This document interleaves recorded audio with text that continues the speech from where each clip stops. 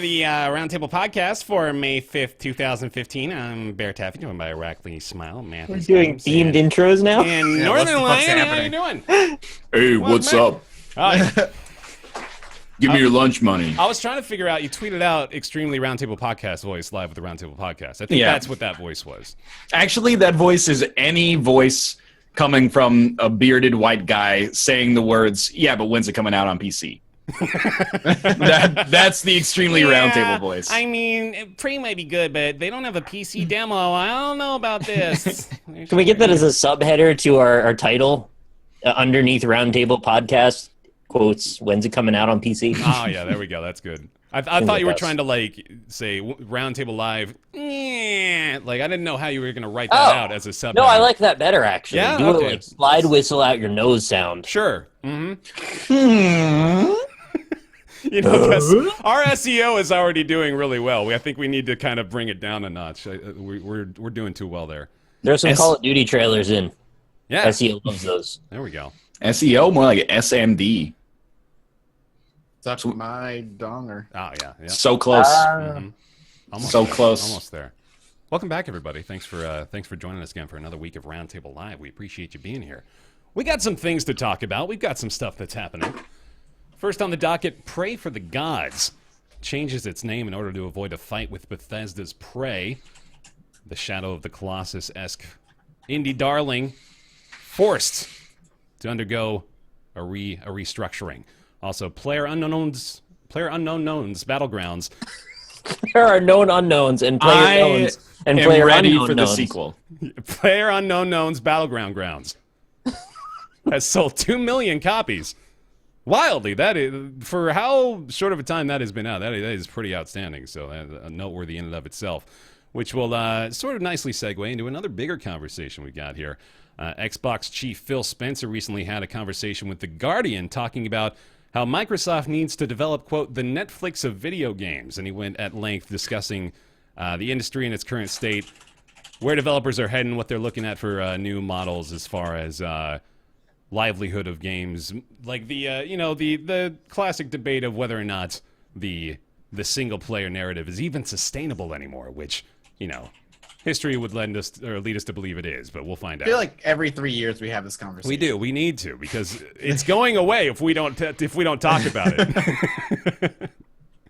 Also, a little bit of interesting news today. Blizzard reveals its Overwatch loot box rates for China specifically, which I think it's kind of logical to assume that they don't change the loot box drop rates by country.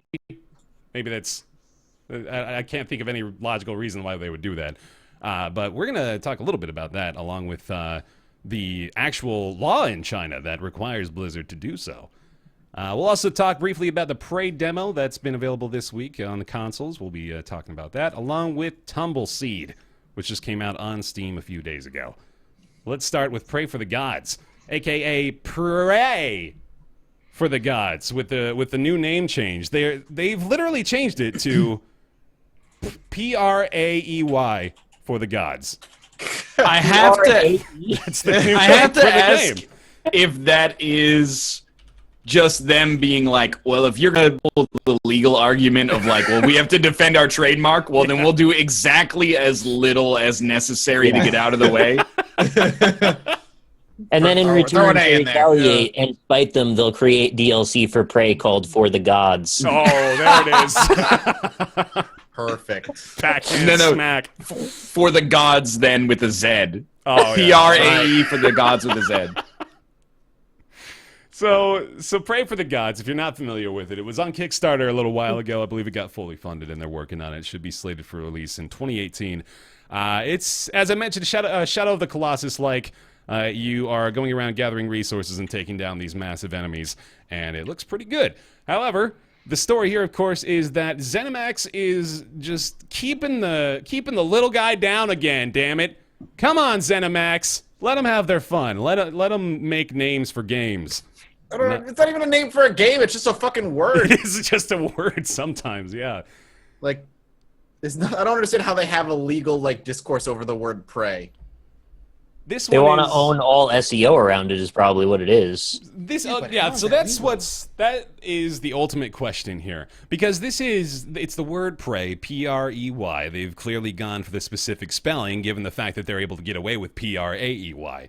So here's my question: have we run out of names?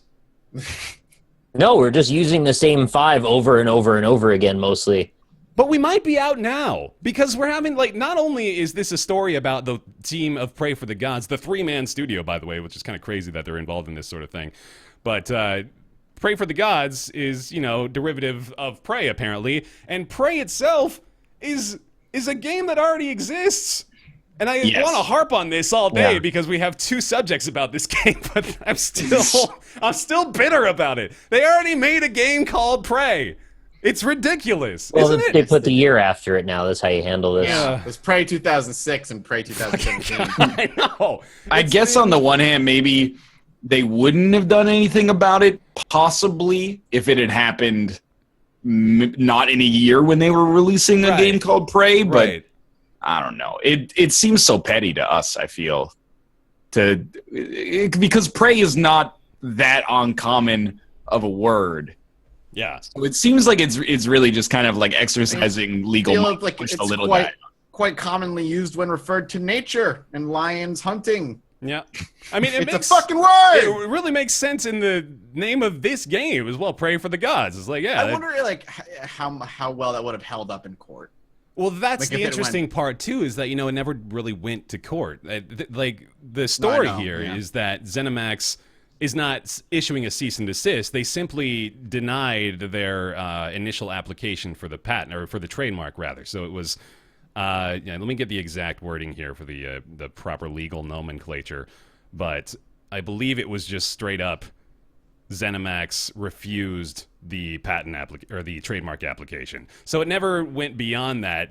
When that happened, it's reasonable to assume that the team behind Pray for the Gods. I'm trying to look at their developer name, but I can't find it. Oh, No Matter Studios. It's reasonable to assume that when No Matter Studios sees ZeniMax tell them no, their response is, "Oh, okay." Like, what are they gonna do, right? They're not gonna take ZeniMax to court over the ability to use this name. They just can't do it. I guess they're just sort of stuck then. And there's it's unfortunate because it does seem like this is just sort of suppressing the little guy. But In their own press release, they say, like, we thought about fighting it, but we thought it was not really a good use of our limited resources to Right. use Yeah. Kickstarter money to try to, like, drag this out in court for something that might take forever to get resolved. So, I mean, I understand it. It's just unfortunate. What really sucks is that it's like the Nintendo fan game thing, where it's not like the day you start making the fan game, Nintendo goes, don't do that. Yeah. It's only when it picks up traction, which is only when it's like done or nearly done.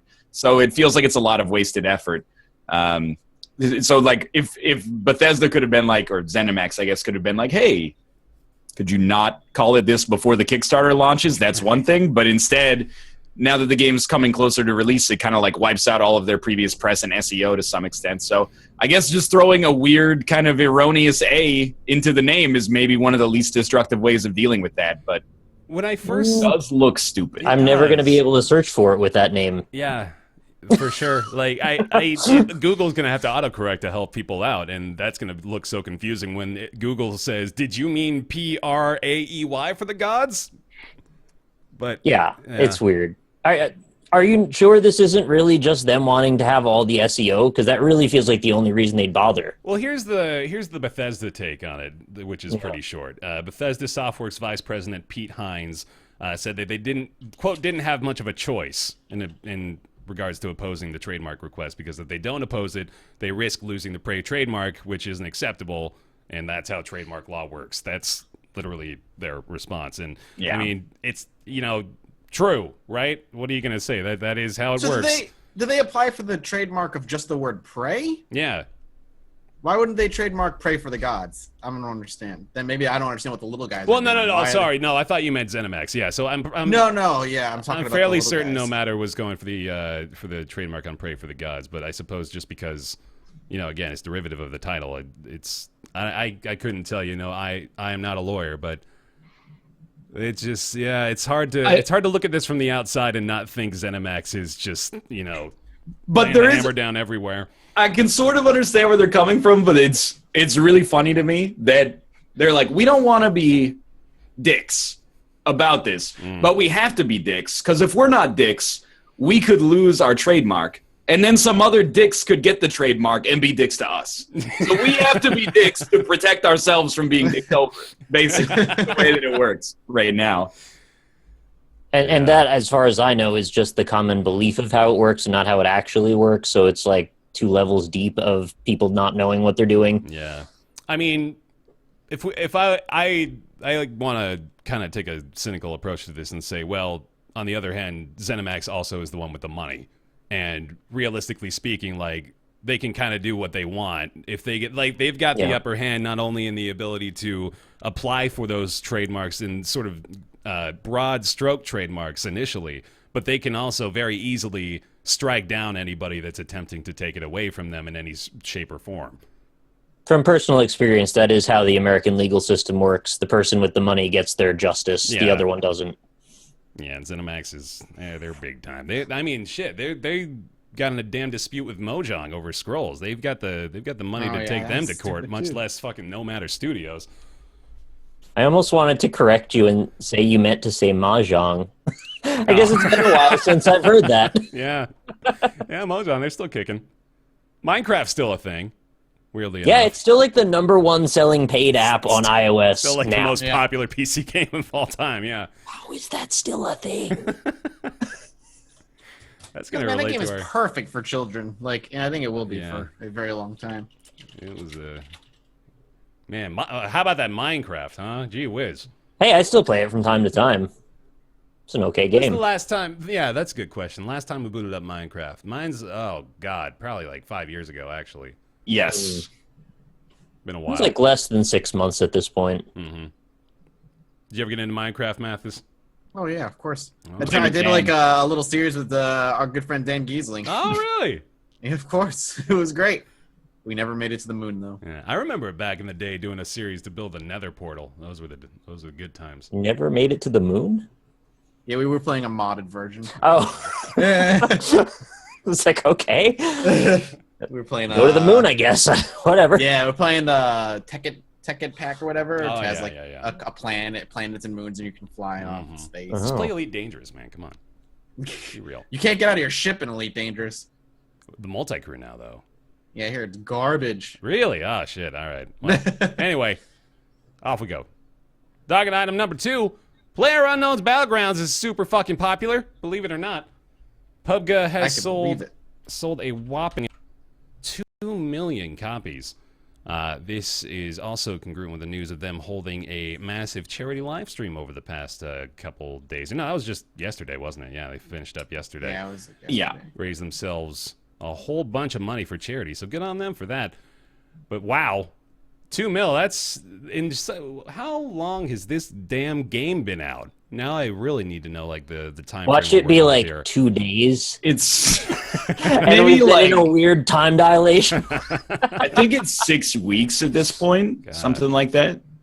Just insane. But It's got over 1 meme per day in our group alone. Release. It's actually like, I know I'm not going to talk about the game. Sure. Because You don't have to do this. It's okay. We've talked about the game enough, but they have been supporting it very well as well. Yeah, absolutely. Been multiple patches. It used to be like when you looked at the big city in the game, your frames dropped to like 15.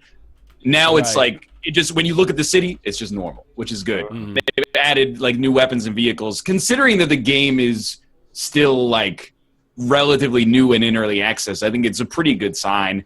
And beyond that, it's kind of like this weird self-fulfilling prophecy where whenever anybody gets into Battlegrounds, they go, oh, you know what's awesome is that when you literally press play, you match instantly. Yeah.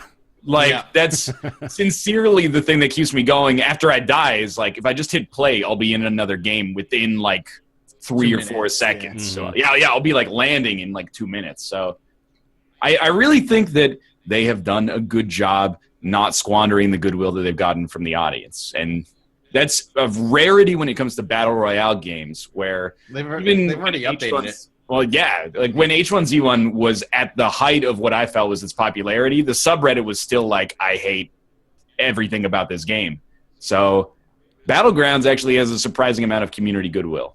Battlegrounds has also had the inadvertent effect of improving H1Z1 players' experience by forcing them to update their game in response to the overwhelming popularity of their competition. So that's always good, too. But yeah, this is just, it's wild to think. I mean, it was March 23rd, 2017 this was released on Steam. So in a little over a month, 2 million copies sold is absolutely insane. Just that's more of a just sort of a scope to put on this next conversation, truth be told, because it does directly before we get into that correlate. conversation. Yeah, sure. What's up? Ryan, your wife has informed me there's a porn tycoon game now on Steam. What? That doesn't surprise me. Oh, I thought you said poron. I was like, the name is some word I don't know. Give me a Oh name. my god, there is. It's a straight up porn tycoon. Porn and tycoon. if you look it up on Steam, there's 3 O's and there are 3 tits. 3 O's? Yeah, it doesn't make any sense. You Are you could- talking about Ooh, Tycoon? tycoon? Just why would you put 3? It's only in the tycoon. logo. Wait, Oh. is the 3 O's in tycoon or porn? Tycoon. In Tycoon. Oh, okay. But like Yeah, the they're all- game's name doesn't have 3 O's, and you have 2 O's in the name of the word already, and there's 2 boobs. Like, why wouldn't you just have 2 boobs instead of 3 boobs in the logo? They made It's 3 boobs for some Why? reason. It was like Total Recall or something that had the girl with the I remember, yeah. 3 boobs? Uh-huh. How can you make a game called Porn Studio yet make it feel like work then fun? No naked girls, no sex, complete clickbait. Did I mention how there was no sex? I know, right? That's a thumbs down from Red Steel. Shit, I don't know if I want this anymore. Oh, But you mostly can stop positive, at the though. logo. What's that? You can stop right at the logo. That's all the fun you need. Why get into all the other know, stuff right? and actually buy I it? had way too much fun making that thing, man. There are many girls in it, but there are no real sex scene unless you consider coffee table shaking as sex scene. Oh I mean, it worked in God of War. I was gonna say that's a God of War sex scene, so it's gotta work for me. No, all this art looks like junior and high school art class. Porno That's just what it looks studio. Can you Tycoon. scroll down to this review that says Sure. not recommended 4.4 hours on record, and then click expand. This is the most Wow. in-depth. It is actually like 22 paragraphs. Wow, that is a About- long ass review. Porno Studio Tycoon. They've People only who get paid to write reviews incredible. don't write that much. they've only Well, written his first 10 sentence, reviews. like, I mean, he puts it right what he was where his mind was at, man. He feels like he bought this game for nudity and later discovered it also has a few economical elements to it. Yeah. Got very happy and left all those positive reviews. Mhm. Also, he must have left a few positive reviews in the past. yeah. How could you like this? There are no real sex scene. Yeah. Only 2 things stand out in the game design that bug me. 1, okay, no nudity, that's okay. If I wanted to look at people having sex, I wouldn't bother with the game. I'd just watch my neighbors. But the game has a massive black bubble that you're filming, and I find it so distracting, it's wrecking the game for me. Anyway, you get the idea. I'd watch my neighbors? Have a I thought look. they were going to make a humble brag and be like, I just have sex with my girlfriend. No, I'm going to look out and peep on my neighbors. That's what his plan is. He didn't say he wants to be the naked people. He says he wants to see the naked people. Have a Very look, important Chad. distinction. Have a look at this. This guy, he goes Porn hard in the tycoon. motherfucking paint with this stuff. Nobody has critiqued the logo though, and that bothers Yeah, me. no, this needs some hardcore analysis. I'll let it run for 2 weeks and then just review the logo. Yeah. All right. I want to get flagged, so I'll go ahead and take that down. Porno Studio Tycoon. Gee whiz. Who doesn't want to have some chicks? Totally no porn scenes. Can't take screenshots. Not What? recommended. What? 0.2 hours on record. Can't take screenshots. So their Glaring plan was to oversight. create porn for themselves in this game. Ugh. It's wild, man. What's the? It's just Honey Pop. No, it looks worse than Honey Worse Pop. than Honey Honey Pop Pop? was a match 3 game. Honey Pop was is good, man. Honey Come Pop on. was good. Oh man, Honey Pop was a good match 3 game. All right, I will defend that game. All right. Honeycam Studio, not so much. Yeah. All right. Yeah, anyway. PlayerUnknown's Battlegrounds. PlayerUnknown Battlegrounds is also adding 2 new maps in a future patch. Really? Ergo, giving a rebuttal to one of the most common complaints about Battle Royale games, that they have the exact same map every game. Right, but like that's Sports part of Dota. the appeal for a lot of folks, I think, is the fact that they're able to study and learn the one map so intricately, right? Even in like Yeah, but you only need to know 2 places. C-Dot! Hospie and C-Dot on Hospie, yeah. C-Dot and Hospie Hospie, and all C-Dot. If you can't hit C-Dot, you can hit Hospie and vice versa. C Well, dot. you can only if you can pump properly. You got to learn to pump and hump. Is it C dot or C dot? It's C-Dot. C dot. Oh, that's what I thought. Yeah. Do a little bit of a like A seizure little at bit the of a end. twitch in there too. C-Dot! R.I.P. Austin. R.I.P. Oh man, I hope he's okay, man. Shit, he's been pooping a lot. Yeah. All right. I asked him today if he was dead, and he said he was not dead. That's good. Well, he said, I don't think I'm dead. Yeah. Which, you know, when you don't tweet He for said 18 it. hours, you got to ask. Mm-hmm. Something big has happened to the video game industry over the last 5 years. You may have noticed. All the old rules about consoles. All the old rules about games just working out of the box. They're all fucking gone, man. Out the fucking window. Those days are over. Now, Phil Spencer wants to make the Netflix of video games. That's what he said in an interview with The Guardian. Sat down and described a lot of the struggles of modern game development. This actually makes me think of an article that came around, I think, a couple weeks ago as well. It was Cliffy B talking about the fact that modern AAA development is, quote, basically unsustainable. I do want to point out, one of the things that's changed the most in the past 5 years would probably be Microsoft's specific fortunes within the video game industry. Yeah. So I The can Xbox sort of, One destroyed them. Yeah. I can sort of understand, not to be, I mean, we're going to get into this, I'm Yeah, sure, but yeah. not to be too like anti-Xbox One, but I can understand why he's the guy saying it. But I mean, it also stands to reason that he's the guy having these conversations because they are in a position where they got to figure out what the fuck to do, right? So, Maybe next time don't market your console as a sports washing machine. yeah, fucking I- moron. I know I say this every time. It doesn't turn on right. Yeah, like have it turn As- on. Kate's in chat right now. Ask her if we want to watch a Blu-ray. Ask her how many times we have to turn the console on and off.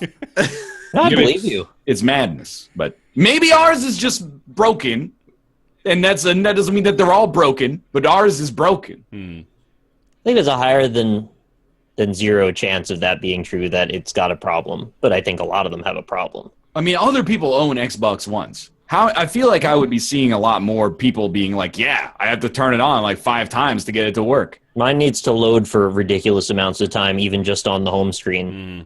So I don't know if that's sort of partially a symptom of that. I've echoed your position on this because I do more or less have to reset the Xbox every time I want to actually do something on it. Anyway, the focal point of the article here in the interview is the conversation around video games as a service, which has been, of course, increasing in popularity over the last few years. Games like Destiny and The Division, for example, are heavily ingrained in the idea of keeping the single game afloat and supporting it with things like DLC, new content packs, and season passes and all that kind of stuff.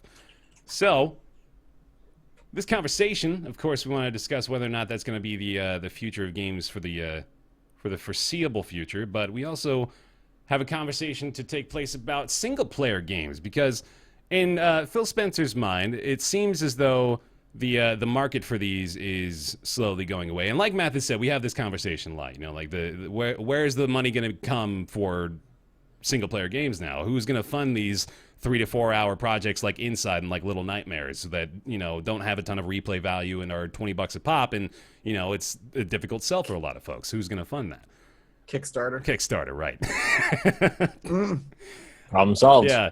So let me just take this quote because I think it's pertinent to the conversation. He says, "The audience for those big story-driven games, I won't say it isn't large, but they're not as consistent. You'll have things like Zelda or Horizon Zero Dawn that'll come out and do really well, but they don't have the same impact that they used to have because the big service-based games are capturing such a large amount of the audience." Which is very What true. that says to me is like they want it both ways. They want to be able to predictably create games that are a new experience in a new IP and guarantee that they'll make them lots and lots of money. Oh, sure, yeah. And that's where their frustration comes from. It's not that they don't want to make those games. They just don't know that they'll get return on investment.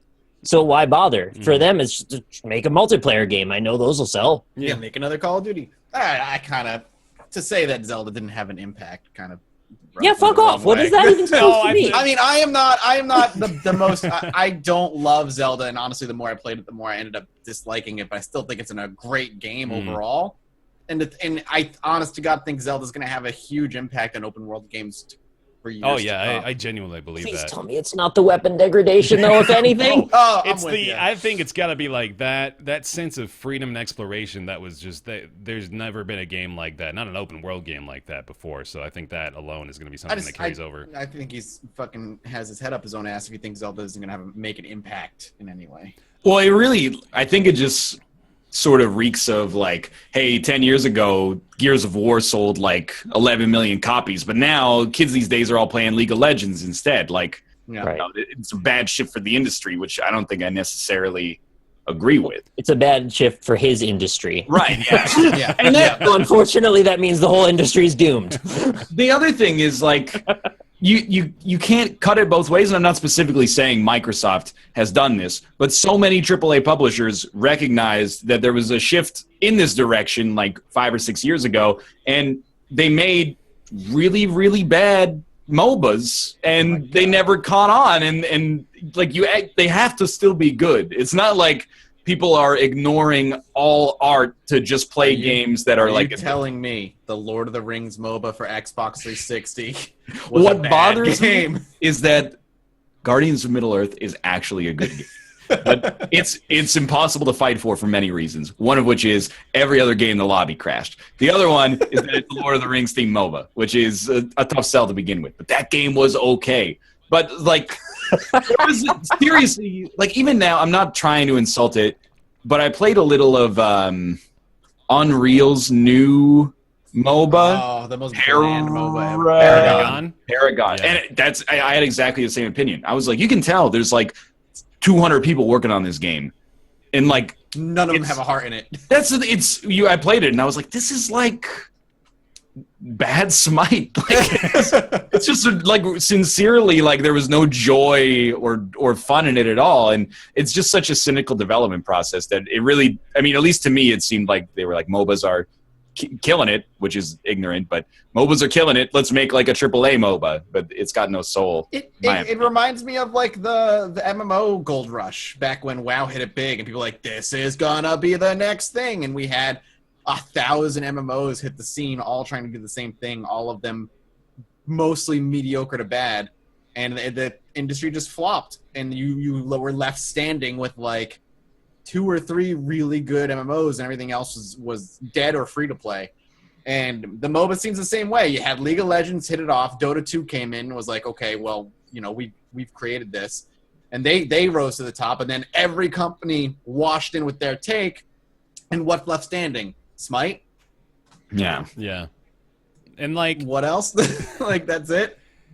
So, well, I mean, just to butt in. And Heroes of the Storm, right? Yeah, of course. But I kind of take issue with the quote, and admittedly it might be out of context, where he says, like, we need to create a Netflix of video games.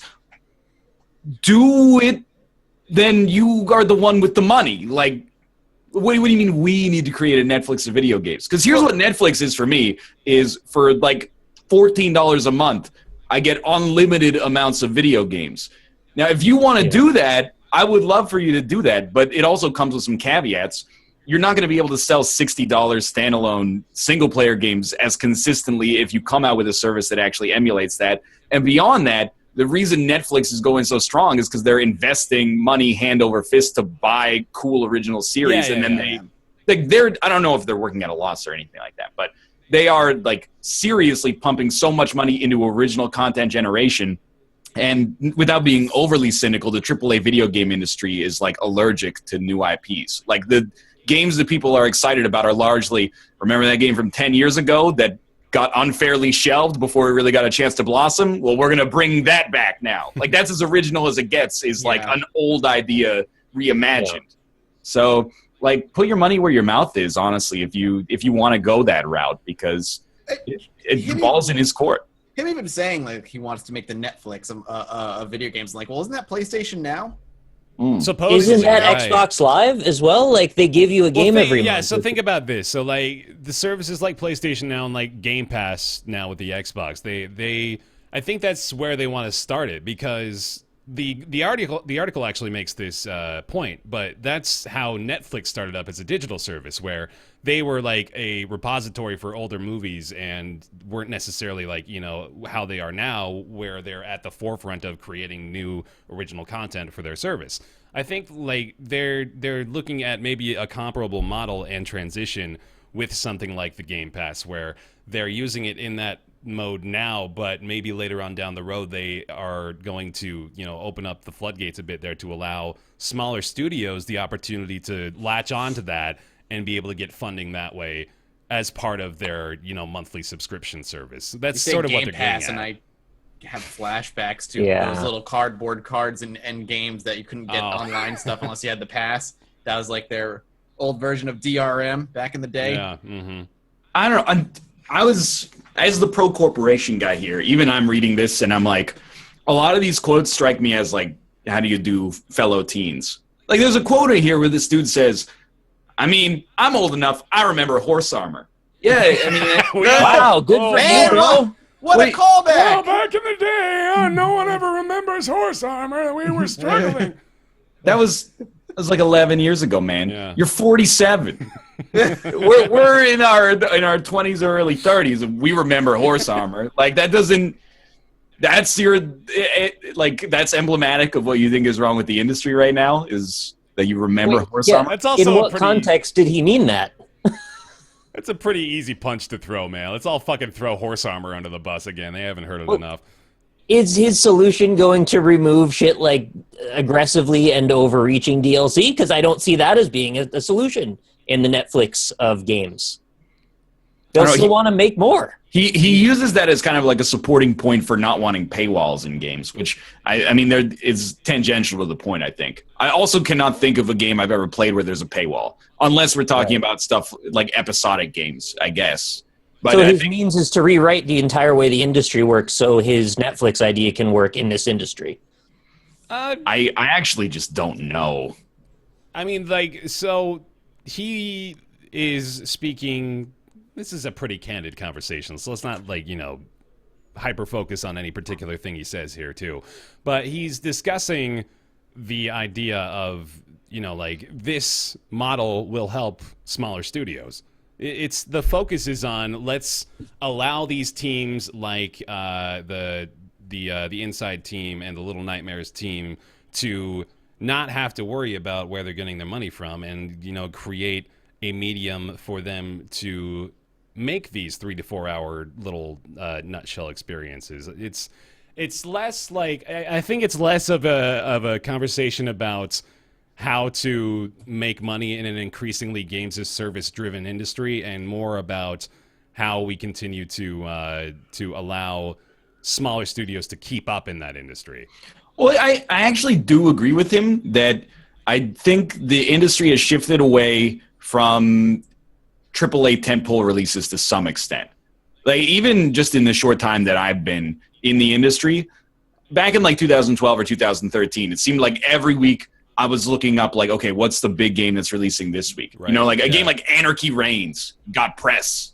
Anarchy Reigns is like pre everyone even discovering that Platinum is sort of cool. That game was just kind of boring, not that bad, but it was the biggest release for a week in January, so it reached like some level of press and success. Yeah. And now, and I mean, admittedly, part of this is personal, but I feel like less than chasing the newest big release, it's sort of more people have communities that they've developed surrounding games, and they're less diverse in what they play. So like there's a huge Overwatch League, Dota, you know, Heroes of the Storm, Hearthstone, et cetera, PlayerUnknown Battlegrounds, H1Z1 community.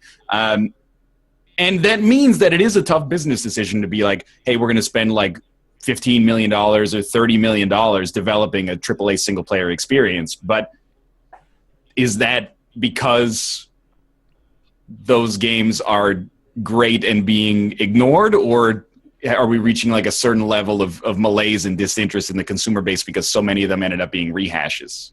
It strikes me as disingenuous and also quite frustrating that he can't seem to get this idea out of his head that, like, this is what the point of publishers are, right? Like, he's in the position to fund these things that he is afraid to take risks on and wants to mitigate that risk by putting it onto someone else. So he wants to reap the rewards of someone else taking the risk and him getting to collect the check at the end of the day. Right? So that's why that frustrates me, that whole thing. Like, that's the way it's always worked, is the publisher finds the good idea and then they work together to sell it. I want to, part of this, I think, is on the writer as well, and I'm not trying to rag on him, but they really do use the worst examples to support Phil Spencer's point. Like, let me find the quote here, but it says, like, on the one hand... Oh, yeah, I know what you're talking about. It's the... let me control F Rust. Yeah. On the plus side, what this may mean is more innovative, independent developers working on persistent world experiences like DayZ, Rust, or PlayerUnknown's Battlegrounds. Those games are the wrong example. Yes. They're killing it already. Like, none of those developers should be hurting for money.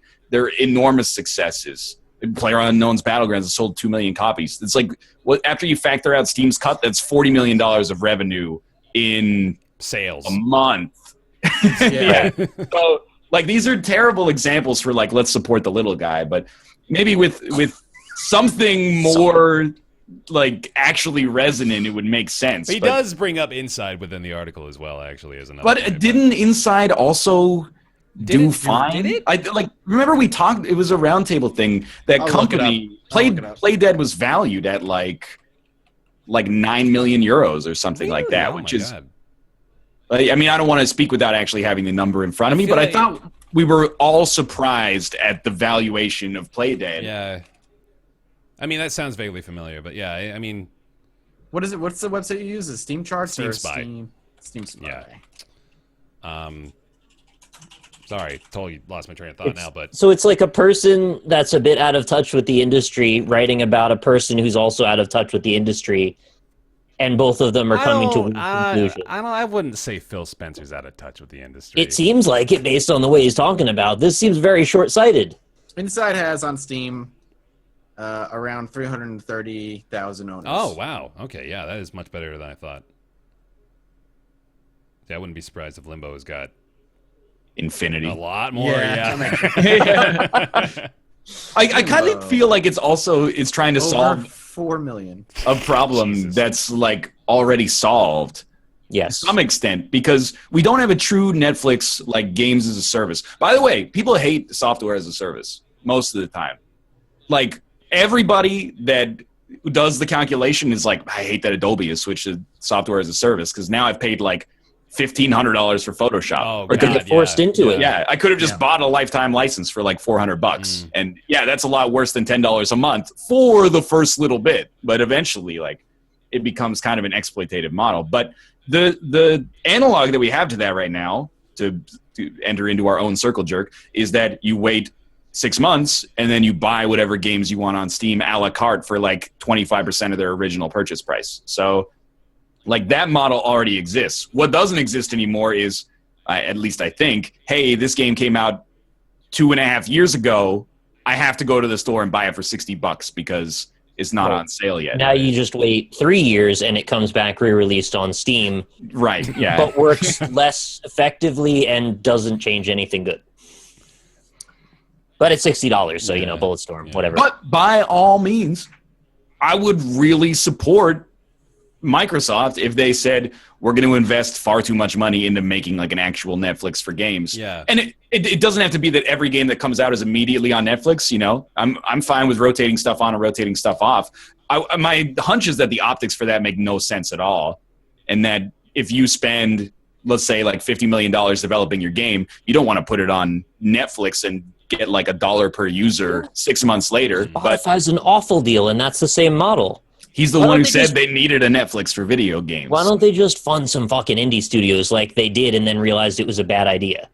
Why did they realize it was a bad idea? We're not sure. They just decided to stop.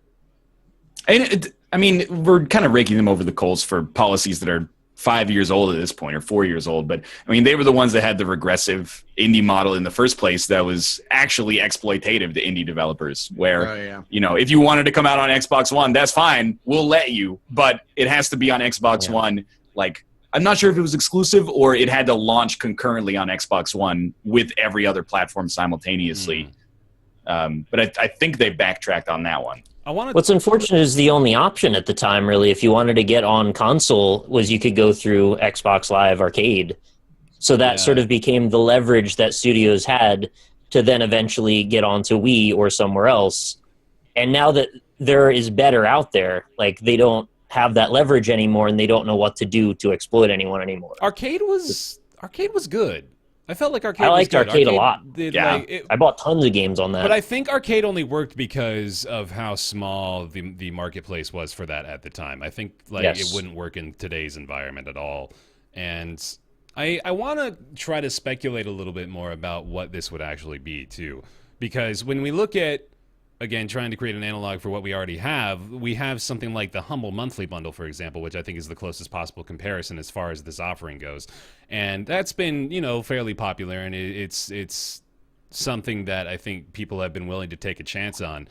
And I think Microsoft could create something akin to that, and even more so, like akin almost entirely to Netflix, where, you know, they've got Game Pass already, but why not just go ahead and throw some new titles in the mix? Why not make the incentive higher to actually sign up for that service? You know, do some PlayStation Plus style stuff. Just give things away and start to get people more interested in the idea of subscribing to something on a monthly basis that might give them a new game that they wouldn't have otherwise discovered. They can do something like that. They could do it right now. I'm not sure why they wouldn't. Are you saying Xbox Live? Because they do that now. Well, yeah, with the games with gold, right? But I'm saying, like, with new games, like brand new games, because with games with gold, you're just getting the old shit, right? Why would they give away games they could get $60 for, though? I mean, I'm saying, if you want to create a new system like this, you got to incentivize people to actually sign up for it first, right? Just get the Rocket League was $60 given and away run. to Yeah, exactly. right Rocket away. League is a prime example of this, and it worked perfectly. With PlayStation Plus, it was widely successful, and people got their hands on it, were able to see that it was a good game, and then, you know, the rest is history as far as that's concerned. Was it PS Plus when it first came out? Yeah, it was on Almost positive that it was like the month of free release. right It was away. PlayStation Plus for free. I'm pretty sure. I mean, get an install base right away. I still, to some extent, understand conceptually his point, although I sort of disagree with it. It is, I imagine, if you're the one signing the checks, tough to be like, $15 million is not a lot of money to make a video game. Like a AAA video game costs like 10 times that. Well, okay, maybe like 4 times that or something like that. But like the optics or the numbers start to become difficult as less and less people are like, well, I'm like paying $60 for a game is not as normalized as it was like 5 years ago, I think. We see it all the time in the comments for our videos. We play like an indie game that's $15. People are like, why would I play this for $15? I got 1,000 hours out of League, and I've only put, you know, $15 into that game. Exactly. So, I mean, it's a tough value proposition, especially because if your game is a 10, people are still going to be like, it's expensive. And if it's a 6, everybody's going to laugh at you. And everybody in the studio is going to lose their jobs, and it's going to be a huge financial loss. So There was a sweet spot, though, in like 2008 to 2012, where they got away with constantly selling $60 games. I think that it wasn't quite pushed away from like Xbox Live Arcade, and Steam wasn't quite as big, and indie games didn't have quite the leverage they do now. Yeah. And I think they got it into their head, this is their Leave It to Beaver 50s glory days, so we need to get back to that time now. And so because it's not that time, something's fundamentally wrong with the industry, and we have to rethink it all. They just don't quite get that maybe that was an inflated expectation to begin with. I'm looking at this too from just, you know, my perspective of like how I value games now, which is obviously skewed based on my job. But I mean, most of my life I've not played a huge variety of games. I've kind of, you know, now obviously that's changed, but like I would play just a few games and I would try to get the most out of them. And I think that has become exacerbated now. I think if I was growing up, like, if I'm a 16-year-old right now, I'm probably playing 3 games that I've spent maybe a total of $20 on, right? Yeah. And I don't see why I shouldn't either. So I think like you're right in that like the golden age of that $60 release is just it isn't sustainable anymore. I don't think. I mean, they're still doing it obviously, so it's still working to a certain extent, but it's just. They tried to push it further by making more and more collector's editions and more things that are $100 to kind of like offset the few less $60 games that would come in. Yeah. And it's like there is a breaking point to this, and the industry isn't necessarily sustainable on that idea. They just really wanted it to be. It's the $60 sweet spot. Yeah. Man, There's remember Vampire Rain, Nick? Yeah. That was $60. That was a great $60 vampire stealth game. That was so. here we I go. remember What's selling the, a lot of $4.99 copies of that came back. what's the $60 purchase you most regret? Can you think of it? Maybe even on release day. The orange box on console. What What's that? No way. Because yeah, I got it love on PC for nothing. But Okay, like, yeah, but- come on though. That's like I ended the- up never even playing it gotta because be I got like- it on PC. That's gotta be like one of the most universally loved games, especially the package, the orange No. box. It's like, how can you possibly? Not I'm like saying, the like, orange imagine box? you bought TF2 for full price, Yeah, and then it went free I right got after. you. That's all I mean. I'm not saying it's Whoa, bad. when did you buy it though? I don't remember. Because it went free A to while play. after. It went free to play in like 2011. It was just bad timing on my part. I'm not blaming them. Yeah. Mine's still the Master Chief Collection, bar none. That That makes that sense. was a fucking mistake. Probably like 40% of the Super Nintendo games I owned is once I got to the point where I was spending my own money on games, I was at the point where I could at least crack open like a Game Pro or something and be like, this is bad. But Oh man, I think it could. I like the concept honestly, and I think it's something that we'll probably see in some shape or form in the next few years. And Microsoft, I mean, it makes sense for them too. They've got it mentions in the article too, but they've got like their whole cloud server platform, which is a big incentive for smaller studios too, because that's not the kind of thing that they can generally avoid or afford. So they've got the foundation. I think I agree with you guys in that. Well, if you want to do it, fucking do it. You know, like it's onus is on you there. Isn't like Humble Monthly Bundle kind of That's what I was the saying. same Yeah, idea it's- in a like an off kilter kind of indirect way? Yeah, it's similar. and the monthly is actually so good. And it's still hard to get people to care about it. And I think this is what actually makes the Netflix comparison not one-to-one, is that on Netflix, you're not going to watch the same movie 10 times. At least the average person is not going to be like, that is the Fox best movie. Yeah. Yeah. You're like, what am I going to do with my next 20 hours? I'm going to watch Tropic Thunder 9 times. Like, that's what I do. In a row, back to back. You can't, in my opinion at least, you can't beat the fact that people are entrenched in free-to-play multiplayer communities by just coming out with games that are a year and a half to 3 years old on a subscription-based service, because you still, if you're into League of Legends, you're like, okay, I could play League of Legends for free, or for $12 a month, I could play like, I'm trying to think of, Murdered Soul Suspect or something like that. Like, it still comes across almost as a waste of time that you really, like right now, if you gave me access to like every game that came out in 2015, let's just say, I would still want to spend my free time playing PlayerUnknown Battlegrounds.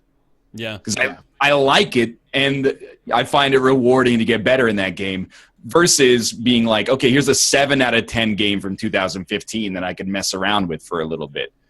You know, the same is not true for movies or TV shows. You can rewatch them, but eventually, I mean, there's probably people out there who do this, but you're probably not going to watch The Office over and over, and as soon as you finish it, start it again over and over and God, over. I know somebody who does that. I swear to you. no, it I doesn't swear to surprise you. me.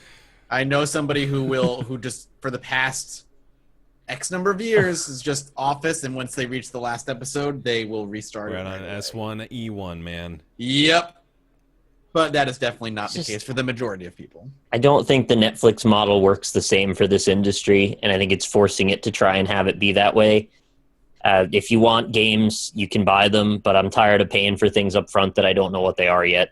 The Humble Monthly Bundle, thankfully, seems very well curated, so that's kind of an exception. But I usually don't trust people to curate that kind of stuff and charge me before I know what I'm buying.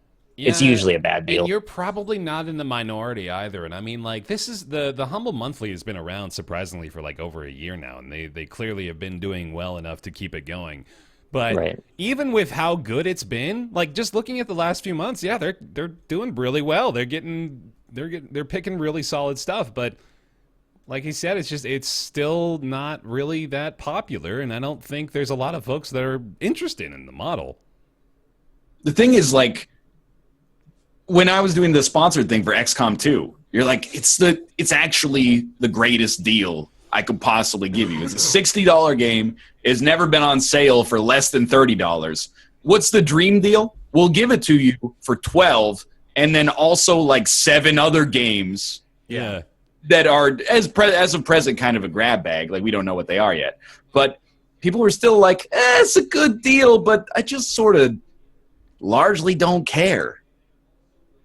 I think we have almost like, and as far as I'm concerned, this is sweet for us, but there's almost like a supply issue in the industry. There's too much. Where there's too much great stuff. Mm-hmm. And like just a deal being good doesn't actually matter anymore.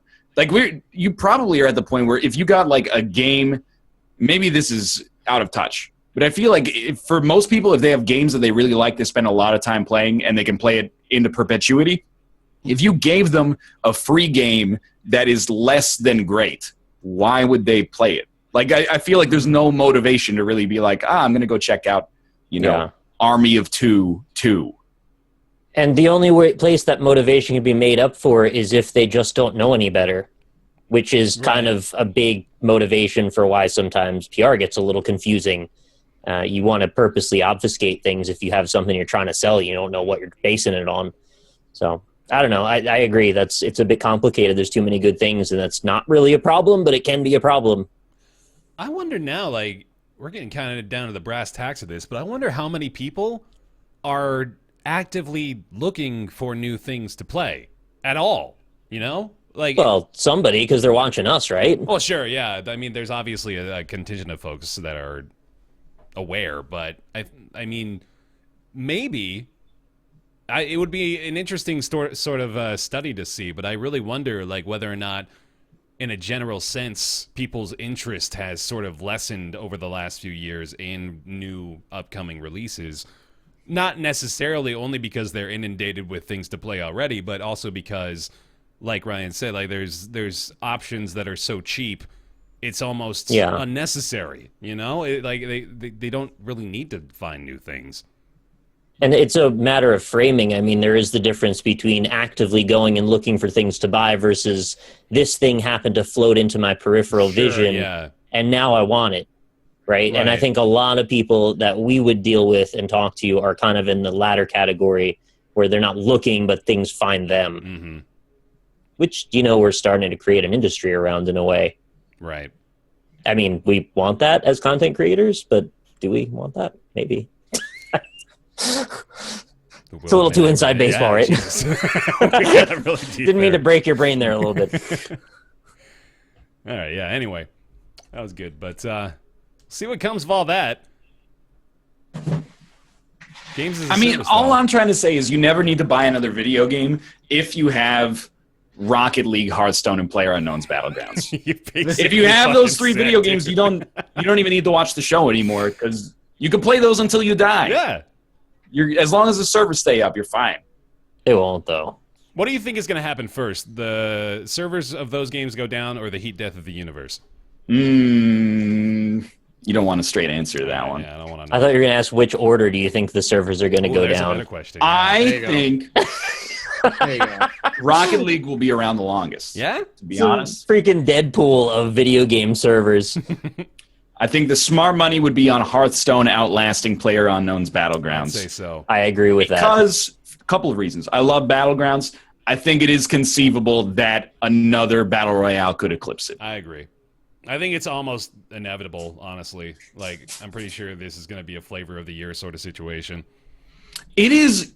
It's huge, though. Yeah. Like, for context, like this is not just big. This is It's a massive. huge game. Like it has more concurrent players right now than Rocket League does. Which 2 years ago meant nothing at all. But Right? Yeah, that would be like, what 8 players? But Yeah. Yeah, that's wild. Wild west of games as a service, man. It's crazy shit these days. Blizzard. Well, there you go. Back to Hearthstone. Made Hearthstone. Yeah, speaking of which. Loot boxes. They've revealed their probability drop rate probabilities for the country of China. So if you're curious, epic items are open on average every 5.5 loot boxes. Legendary items open on average every 13.5 loot boxes. If you want to do the math on that, I thought this article had, but apparently it's they haven't. a 7.4% chance to get a legendary. Okay. 18.2% chance to get an epic. There you go. There you go. So if you're ever curious, now you know, and it's probably safe to assume that those drop rates apply to every country, not just China. But there's another conversation to be had around this. The reason that Blizzard was forced to reveal these rates is because there's actually a law in China that dictates they do so. And, you know, I got to thinking about it. They are more or less like a lottery, right? I mean, it's kind of a glorified slot machine. Yeah, of what's sorts. the more or less? I mean, it's very directly Yeah, that. it's pretty much gambling, right? Except you never win. Right, if you can substitute the currency for just endorphins, Yeah, it's yes, gambling. Yeah. So with the Chinese law requiring them to reveal those probability rates, do you feel that America should have something similar? I kind of do. Sure. Yeah? What's the harm? Right? Like, I wonder why it isn't in place already, because I also wonder really how much they're looking into loot boxes in general. Maybe this is going to be one of those big new scandals that once it is in the eyes of the actual legal Yeah. decision makers in this country, they'll figure out, oh man, yeah, they've been kind of getting away with one here. Probably not here right now, but I would say that as a matter of oversight, it is probably a great practice to be able to know if they're just setting up a thing that never pays out. Right, yeah. Hopefully What's not. the downside to that? I mean, what would stop you from creating a casino that never gives you any money back until someone figured that out? You ever like look at, you have like scratch and save things at a local, department store or something like that? The legalese, you buy, maybe it's a Canadian thing, I don't know. But sometimes the promotions, you go up and you're like, hey, I'm going to buy this stuff. And they go, okay, here's a scratch and save ticket. You scratch it and it has like a percentage on it and you get that percentage off your bill. Oh, Huh, And if you have, that's cool. another thing you could think of is like, That's fun. yeah. like McDonald's Monopoly stuff. Yeah. That Yeah, they that do. was rigged. They arrested Yeah, the It dude. was, but I'm just saying, straight up if you read the legalese on those promotions, it's like an essay's length. It's like must be a legal resident of blah blah blah. Right. We're excluding these states or these provinces. If you have ever known anybody who's ever worked at a McDonald's, like they can't win any prizes from this game. You can't exchange prizes. Blah blah blah. You get the idea. Whereas in Overwatch, a game that I actually like a great deal, you just buy the boxes. right.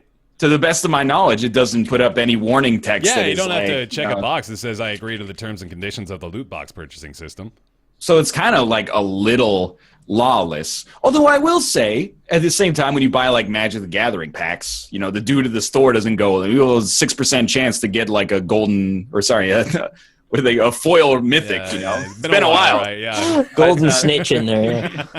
Thinking about Hearthstone there for a second. But I probably not to the surprise of many people, I feel like they should make it transparent. I don't really feel like it's going to, if they did it, I don't think it would diminish the amount of people who purchased loot boxes, because I think people, assuming the percentages are reasonable, they're still going to chase the loot. Yeah. Yeah. But I mean, think about like Fire Emblem Heroes. They show you right there. You can just click a button. It'll show you the probabilities for the drops. And I don't think that discourages people. In fact, I think that encourages people, because the percentage goes up the more orbs you use unsuccessfully, quote unquote. well, Extremely Roundtable voice. Hold on.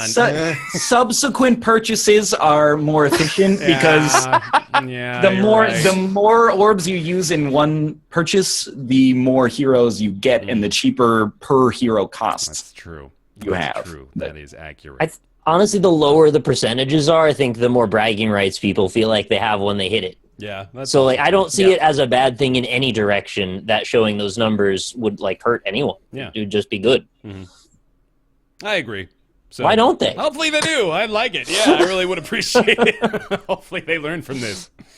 But yeah, we'll see. Yeah, it's just a little interesting tidbit there too. All right. Hey, Mathis. Hey, You Bear. want to talk about the Praey demo? No, I'll talk about the Praey full game. Oh shit. Whoa! You got the early access. You just huh? stepped your game No, the up. game's Oh out. my The game's God. out today, man. It's not. Oh my it's not early God. I didn't access. see that coming. All I right. know. I sure didn't. Here we go. Here we go. Tell me about Praey then. Praey is Arcane Studios' newest game. People who did Dishonored 1 and Dishonored 2. It is. I heard it's like Bioshock in space. It is. It is. So what I was It going to say absolutely is. I'm making a Is- troll face right now, by the way, if it's a you good- can't see it's a me. good face. Okay, go ahead. It is basically System Shock. It opens. The opening 40 minutes are awesome. Yeah, it I don't is know really about cool. the demo, but the Mhm. opening 40 minutes of the game, like I kept myself pretty away from the game. It was a mind fuck. It was great. I loved it. But it is very much System Shock. In that there's leveling and skills, 3 different trees in which you can level things up. You can be better at like hacking or better at just like lifting things and throwing them, more health, repairing things. You also, much like a System Shock and of course Bioshock, start with a wrench. You get a wrench right out the Yeah. gate and just beat enemies with a wrench. It's so. Hold on though, because it's weird, isn't it? In what Like way? they start you with a wrench, but the enemies that you're fighting, I wouldn't think are wrench. Wrench or, like, worthy. they're a little wrench proof, aren't they? I don't know. I mean, kinda. You can turn into a microscope and bust through a window, I saw, so... Yeah, later. I haven't got to that point yet. Mhm. I mean, I don't know if it all makes any sense at all, if that's an option. We'll see. Hit shit with It's, a wrench, turn into a microscope. Who knows? I get major System Shock vibes from this game. It's more System Shock than Bioshock, but I mean, The big Are they really the Bioshock same comparison is the fact that to get the upgrades, you take this little gun-looking device and inject it into yourself. But the difference between this game and Bioshock is in Bioshock, you inject it into your wrist, and in this game, you inject it into your fucking eyeball.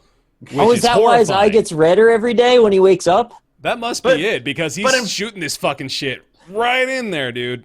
but in Bioshock, like, there's no skill system really. Like, you just have powers, and they just Yeah. kind You, of like, you get the level up upgrades your along gun. the way. But in this one, like, you have to pick what you're gonna level up with your limited points, which is more akin to System Shock. It's also Gmod's prop hunt single player, because the mimics can just be anything. Oh, I like yeah, that. yeah, The yeah. mimics can just be anything, Mhm. and like you'll enter a room, and all of a sudden, like you'll see mimics for a second, and then all of a sudden, like things jump up, like because they all turned into something in the room to hide from you, and you have to look for what's out of place. You're like, wait a minute, that chair doesn't look like it looks like it should be there, and you're like, Mhm. whack, and then it turns into a mimic. You're like, oh, I got you, you crazy. Why do they want to hide when they can eat you? Because they can sneak attack you. Mhm. Oh. Yeah, it's good though. So far, I'm like 2 hours into the game. I'm really interested as to what the hell's going on because the game throws you for a loop within the first 40 minutes. Yeah, and then, I want to clarify. So the start of Praey, I think, is just the same as the start of the demo in that you start in I your assume so. you start in your apartment, right? Yes, Okay, you start so in your yeah, apartment. it's probably yeah, about yeah, the yeah. same. Mhm. It's I was thinking but- of the original Prey. It's like a bit of a departure when it's like your Native American wanna get to grandfather that. gets It's- abducted I do- by an alien. I want to get to that here in a second because Yeah. I'm curious. Other things that are really cool though is that there's a lot of different ways to go about your objectives. So if you're leveled up like your strength, basically, you can like lift up heavy things to get into an area. It reminds you a little of like Deus Ex. Yeah, yeah. Or if you leveled up your hacking, then you can like hack into a computer, get the access codes, go into the IT room, do that. If you leveled up like your repair skill or engineering, you could repair the robots to go fight for you and clear the room, and there's a lot of options, which I really, really like about the game.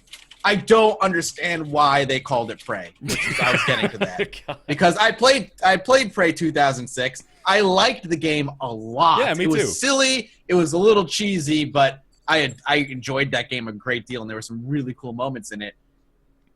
I don't understand why this is called That Praey. was back when you had a much easier time charging $60 for a game like Praey that nobody knew Right, about. exactly, in 06.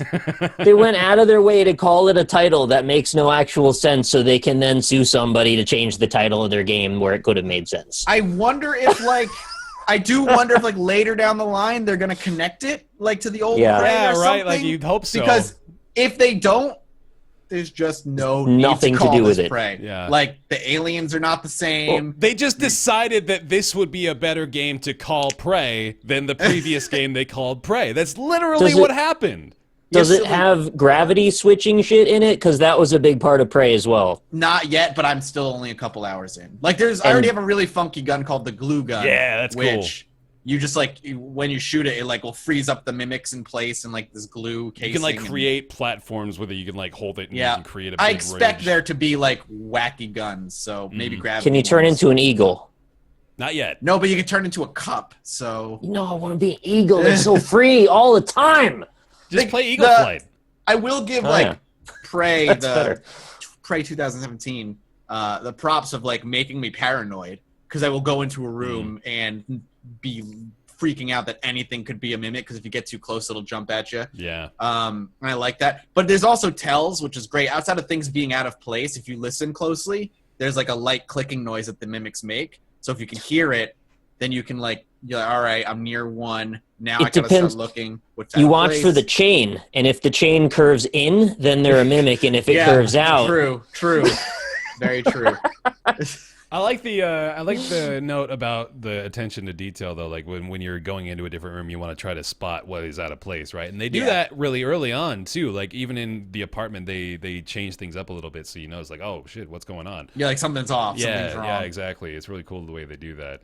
It has done a good job of making me paranoid while I play it. Like later on, you get I don't know if this is in the demo, but you come across a turret that you can pick up and bring with you. And I just I've been carrying it. That thing has been with me for like 40 minutes. Been wrecking out. Like I go into a room, I'll put the turret down, I'll activate it, I'll wait for it to boot up, and I'm like, all right, now I'm safe, and I'll go into the room. And then I'm like, done, I'll pick it back up, like, come with me, turret. We're gonna go to the next room. That's great. I've been told that I had the joke backward about the It's mimics. the other way around. My apologies to anyone listening. Close enough. Inexcusable. Close enough. It's gorgeous as well. It looks fantastic. I love the scenery and it's one of those games that you use a flashlight in it, but not every corridor is pitch black, which is fantastic. Like you can actually see things around the corner usually, and Outlast 2. right, yeah, certain games Oh, God. not exactly the greatest at using actual They lighting. patched it, by the way. Have you finished Outlast 2? I'm not gonna. I don't really want Okay. to play it ever again. I'm almost. I I heard it finished gets worse after the Okay. part I stopped at. Man, Hang on. I want to. I don't know if we Real wanna quick in the switch middle this. of my praise segment, let me throw the spoiler tags up. Let me hear I about know, Outlast but 2. I want to talk to I just want The to talk quarry about part the is where I stopped. the quarry part. Apparently, you What? go in a cave. I stopped right before There's the a cave. lot of caves happening, man. Well, I didn't go in them, All right, so there you go. Okay, the game got really weird in that it got less scary. It wasn't scary to begin with. I got you, but like even less scary and more like what the fuck at the end, because they have all this cool supernatural shit that we talked about last time, but then they straight up are like, this is basically directly connected to Outlast 1. Oh. And everything that's happening in the town, are the spoilers up, by the Yeah, way? spoiler warnings Okay. up. Spoiler Nick, do you warnings up. care if I'm about to say all this No, crap? I don't think I really want to So play it you anymore. learn like through papers, like laid about that there are like trees that aren't actually trees. They're like like radio towers disguised as trees. Well, that's kind of spooky. There's Project Wall Rider is basically happening not too far away. And the reason people are going all crazy and religious is because all the like radio waves from the Project Wall Rider are making everybody insane, including your character, which is why you keep having these flashbacks. And like the later you go into the game, the more like he can't discern past from present anymore, and he's gone nuts. And your wife has the baby, but the baby has no shadow, and like your wife's like it's not real, and like no shadow. Yeah, like it's a weird detail, but it's there. That's the worst birth defect I've ever.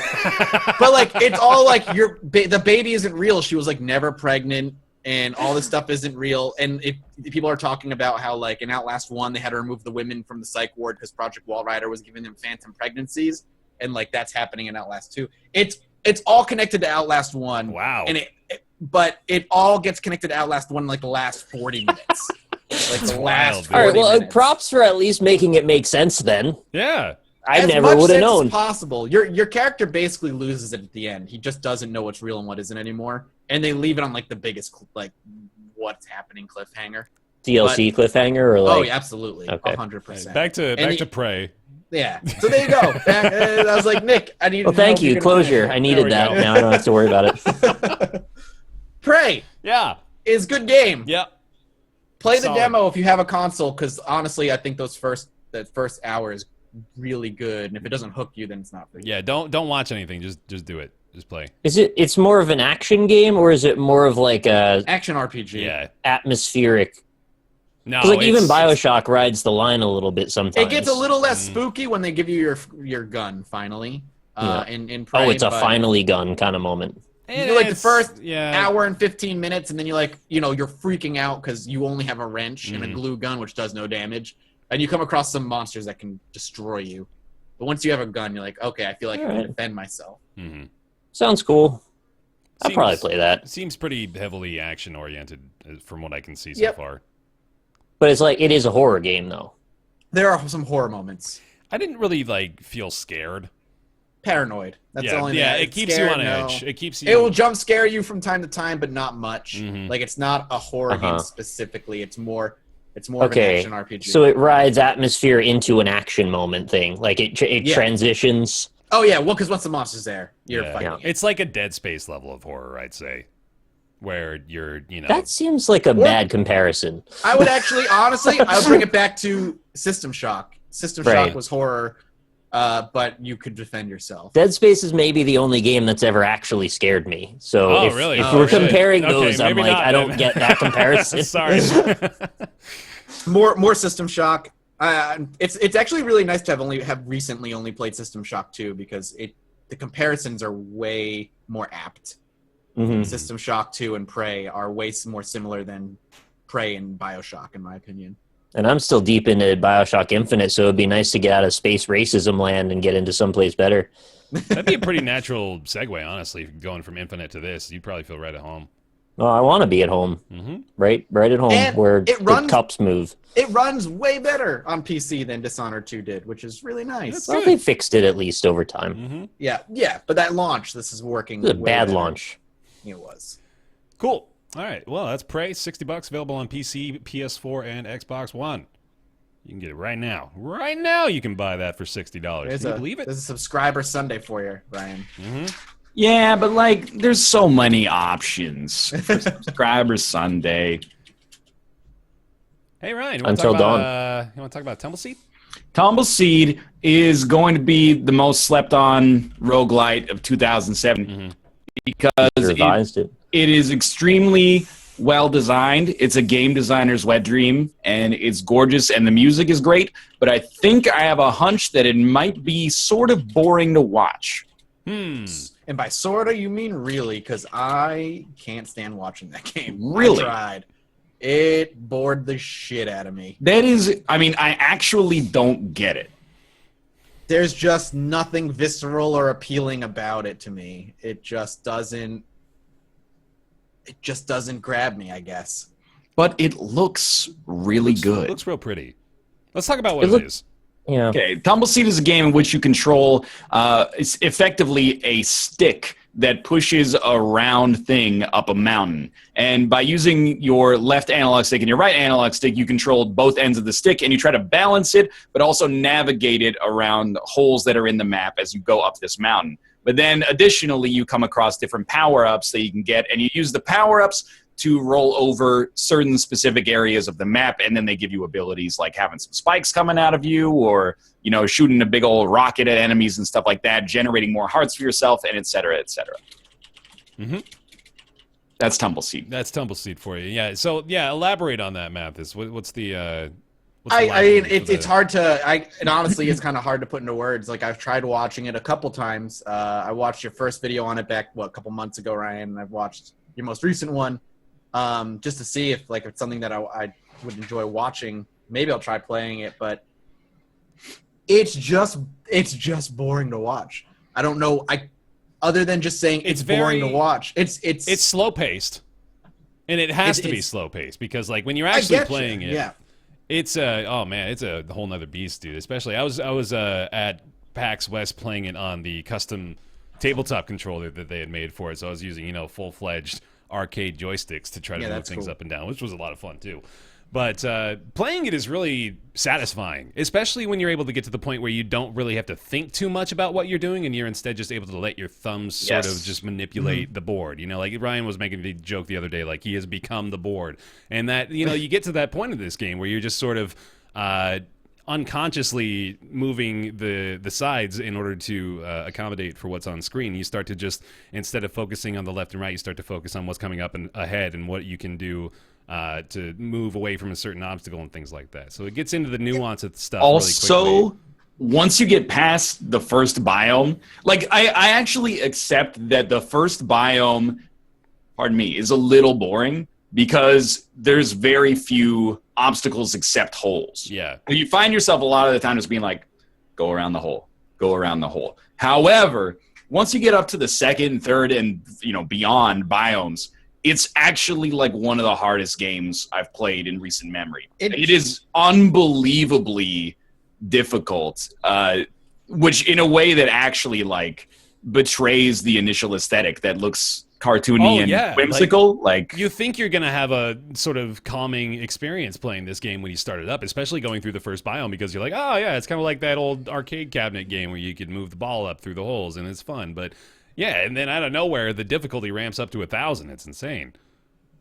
It might just simply be because there are games out there that play way better than they watch, and it just might be a case of it just doesn't translate to engaging viewing material. Isaac's engaging because there's always tension in a way that maybe Tumbleseed can't present it, and that it's quick, high action rooms. Crazy combinations of things that create very visually appealing effects. Tumbleseed is pretty, but it's also kind of a chill, relaxing kind of look.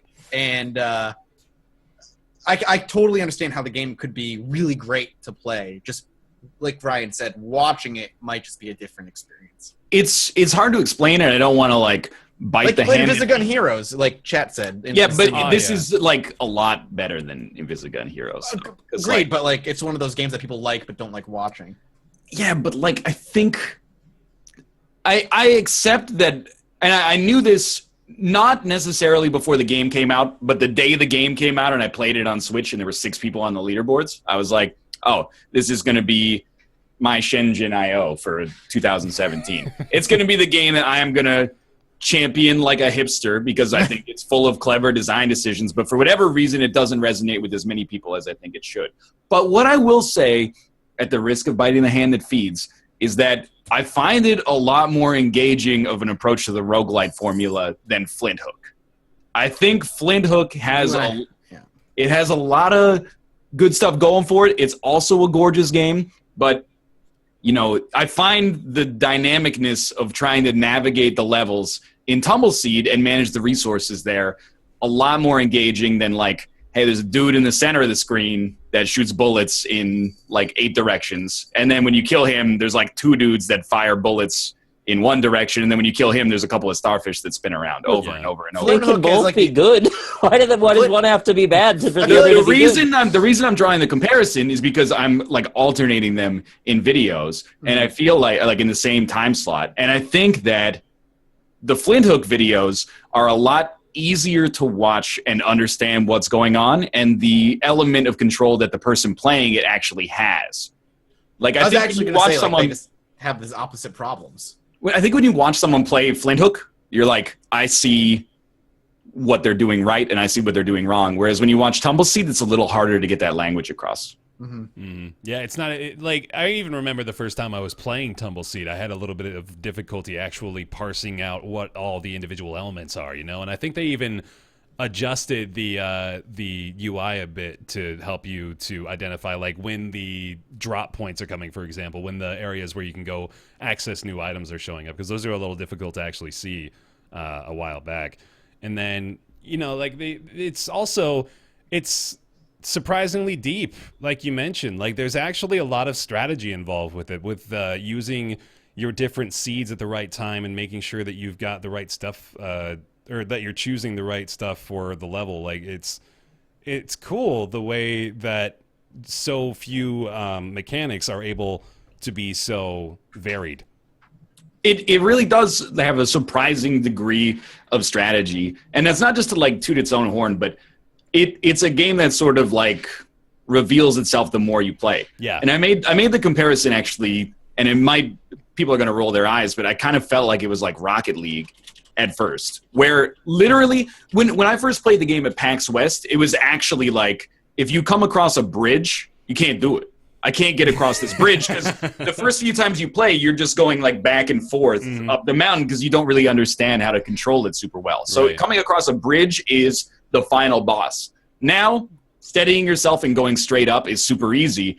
And like that's like with Rocket League, you're like, at first you're like, how am I going to get my car to hit this soccer ball? But eventually after like 10 hours, you're like, I can do anything in this game. And now it's about like outsmarting the other people.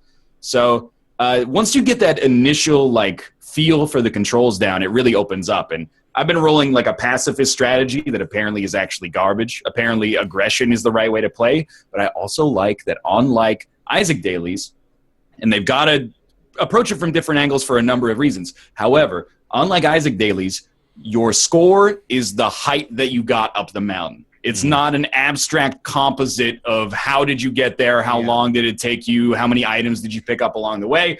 But instead, it's like no matter which way you play, the only thing that matters is getting as far up that mountain as you can. So I think it handles score in a good way as well. Yeah, I agree. It's just fun to play too. It's a fun new idea that is executed really well, which you got to give kudos to that where you see it, especially in an indie release. But it's a new concept that works really well with the amount of things they put in place to allow it to function properly, and it's really satisfying when you start to really get into it. So, same recommendation over here at Tumbleseed. It's good stuff.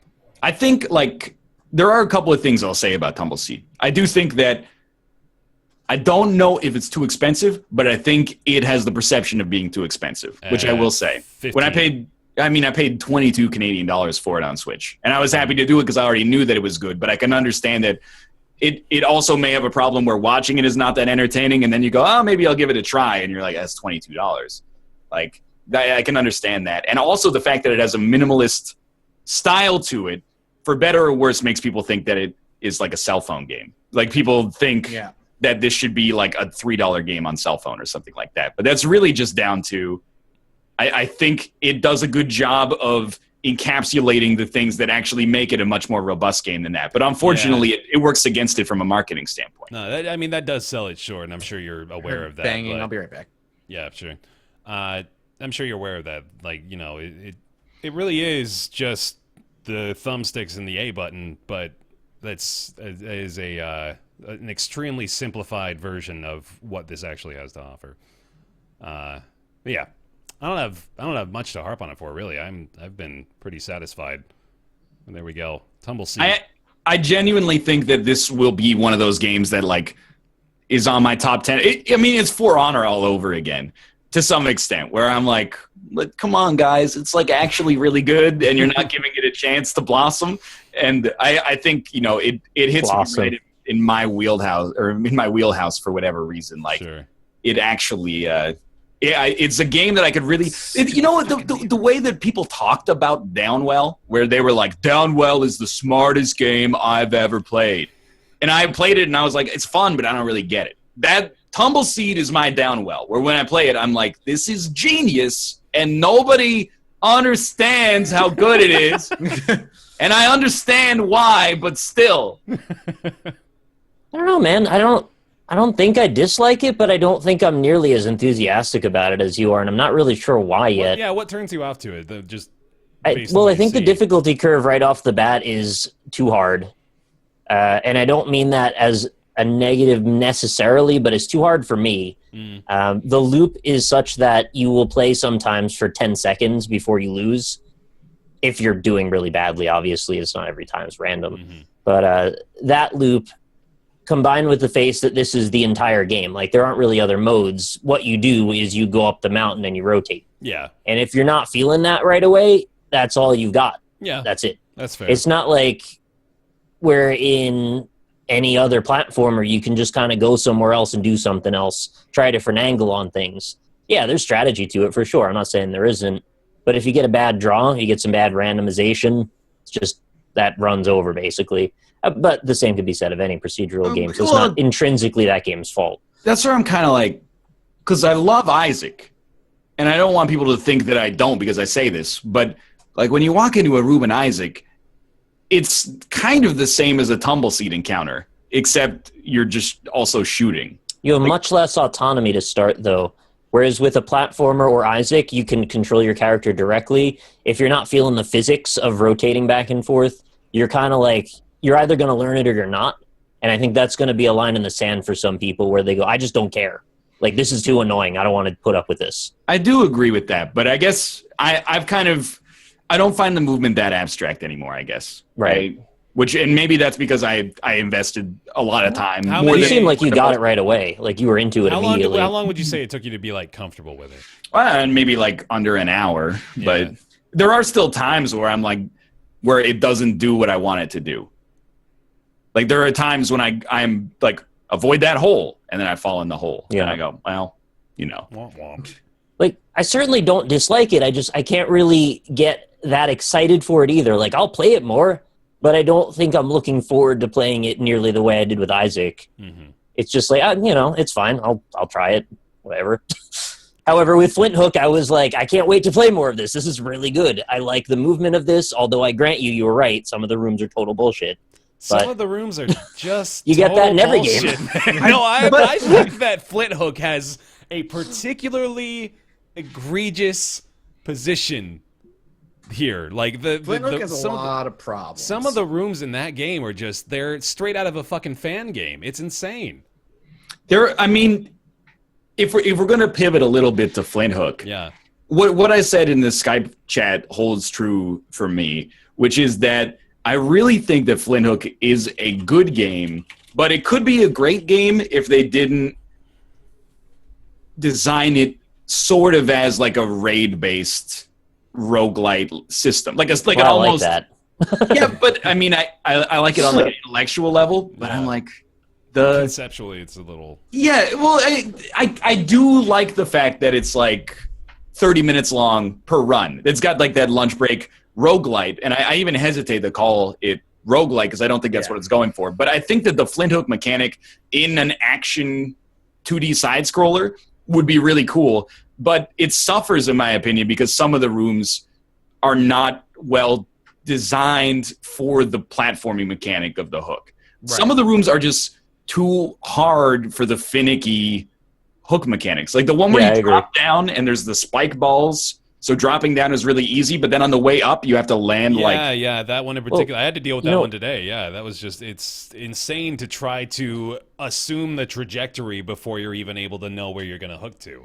The problem is the proportions of the collision, right? I think the game needs to tone the size of the player down by about 30% in some cases. If you had a much smaller hitbox, I mean, a lot of those problems, you'd be able to have a slight longer amount of reaction time to be able to deal with them. Yeah. In this case, you basically just shoot yourself directly into spikes. I don't disagree with that at all.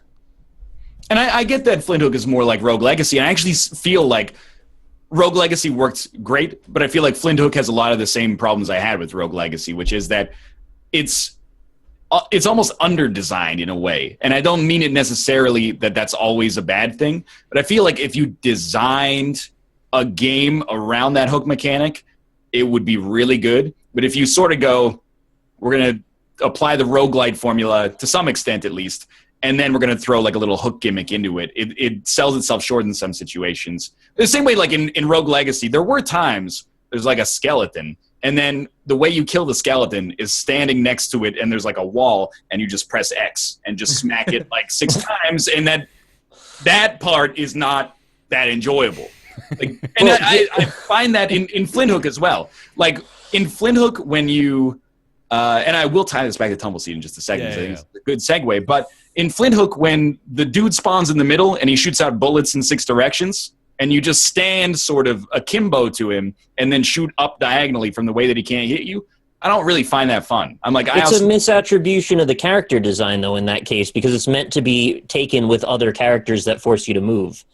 You know, it's like there's a monster in Isaac that chases you, but there's nothing else to mess you up. Right, so you'll win every time. Yeah. Mm-hmm. So that's not really the game's fault, it's just bad generation. Well, yeah, and that might be kind of the core of the issue is I wonder how much of it is procedural and how much of it is set to certain rooms, you know? Like, I wonder if they intentionally are throwing that 6-shooter in there with the monster that is supposed to, you know, make that more difficult, or if it's just sort of randomly populating stuff. Which could I also balance issues. I like Flint Hook. I don't love Flint Hook, but I like Flint Hook. Yeah. I am amazed that for all the times people, and this is my own personal grudge because I'm catching more flack over Tumbleseed than I am over Flint Hook, and I kind of have the reversed opinion of those games. I am amazed I have not heard anybody complain to me that, like, hey, you ever notice Flint Hook only has like 8 enemies? There's only like 8 enemies in that whole game. I kind of just It assume disguise it really well if that's the case. I don't think that's the case. Like, there's like I can think of like 10, but I assume that in the later ships there would be quite a few more, but I don't know. Maybe. Well, I mean, I'm on the 3rd boss. I'm on the 3rd boss too. Yeah. Okay. Yeah, like they introduced a couple more in the new ships, but half the enemies are environmental though, so I don't really hold that against it. Mm-hmm. Anyway, back to Tumbleseed. So the difference for me is that Tumbleseed may actually be worse on a conceptual level. I can understand that completely. But I think I've said many times on the show, I am so mechanics driven that almost nothing else matters to me. And the fact that there's never a time in Tumbleseed where you're really absent the mechanics of the game, I guess, is what makes it more engaging for me. Mm-hmm. Where in Flint Hook, if there's one enemy on the screen that shoots a bullet straight at you, you got him. Like, you got no problems. Yeah. Whereas if in Tumbleseed, if there's a couple of holes in front of you, you still do have to, I guess, pay attention. Tumbleseed keeps you constantly engaged. That's where I'm coming from, I think, to some extent. And I find myself, I do get frustrated playing Tumbleseed. Like, and I take that to some extent as a negative. I do think it's a little bit too hard, especially early on. However, it is, I don't know. I guess I find it less boring. Like, I'm never bored when I play Tumbleseed. There are times when I don't want to play it, but it's because I just had like a 15-minute run where I lost 2 HP. Forgot to plant a fucking flag. I get hit by an enemy, and then I get launched into the air, and then when I land directly in a hole, and I'm dead, and I'm like, okay. Yeah. No, I did my research, by the way. Oh, what's up? 48 enemies in Flint Hook, but how many of them are purple versions of green versions of? If you remove the reskins, you're down to about 15. Yeah. All right. That sounds about right. Yeah. Lot of reskins of like different kinds. Again, I'm not shitting on Flint Hook at all. I think Flint Hook is a good game that does a good job of disguising the fact that it's actually pretty short. But as long as we're talking about Flint Hook, I think the mechanics of that would work better in a side-scrolling action game. Just me personally. Yeah, my biases say the opposite. I would love the Rogue Legacy idea, and I'm not tired of it. I wish there were more of them. And I think probably what is getting me here is that I'm so autonomy-driven when it comes to gameplay. Mm-hmm. The ability to directly control my character, I guess, counts for more points in my own mind. And it makes me feel more fulfilled that I can do exactly what I'm trying to do. And Flint Hook is especially high in the autonomy scale. Like, you have really good movement.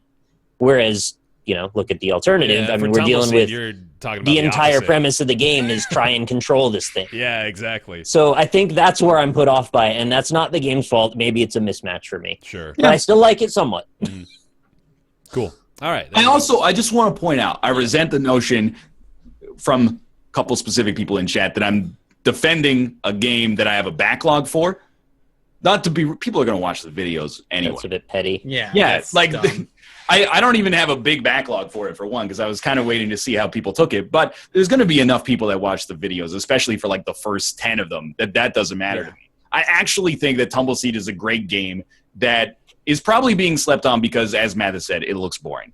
Even like I got, not to brag, but I got recognized out yesterday. And the guy that I was talking to who recognized me was like, Flint Hook is awesome, but I don't really get Tumbleseed. And I was like, I can totally understand that. Mm-hmm. Like, Tumbleseed is a game that might be boring as sin to watch. But somebody called out, like, what about Snake Pass? And I'm like, that's a good question. Because that didn't bother me. And that game is exactly the same as Tumbleseed in that you're struggling to control a character. You still have more control over the snake. Yeah, because I know you're why. It's because there's no fail controlling- condition directly. That's what I was going to say. Yeah, that's what it is. And you're also like, it is the struggle to actually get the snake to go where you want, but you are moving the snake. You're not. And like, if you mess up, it's like you don't just lose the game and start from the beginning. You just try again. yeah. And so, okay, good call on the question and Tumbleseed- about Snake Pass. Yeah, Tumbleseed is hardcore. I mean, like, it's not easy. And we mentioned that a little while ago in that you get a little deceived. You see this kind of pleasant, minimalist game that might look like it's just sort of a relaxing 20-minute lunch break game. But no, it's a hardcore roguelite. And It's only for hardcore gamers. that's right. I That's actually right. think, like, Spelunky is a really good analog. Not in terms of its mechanics, but in terms of, like, the average length of a run. Okay. Like, Maybe I even think progression-wise, too.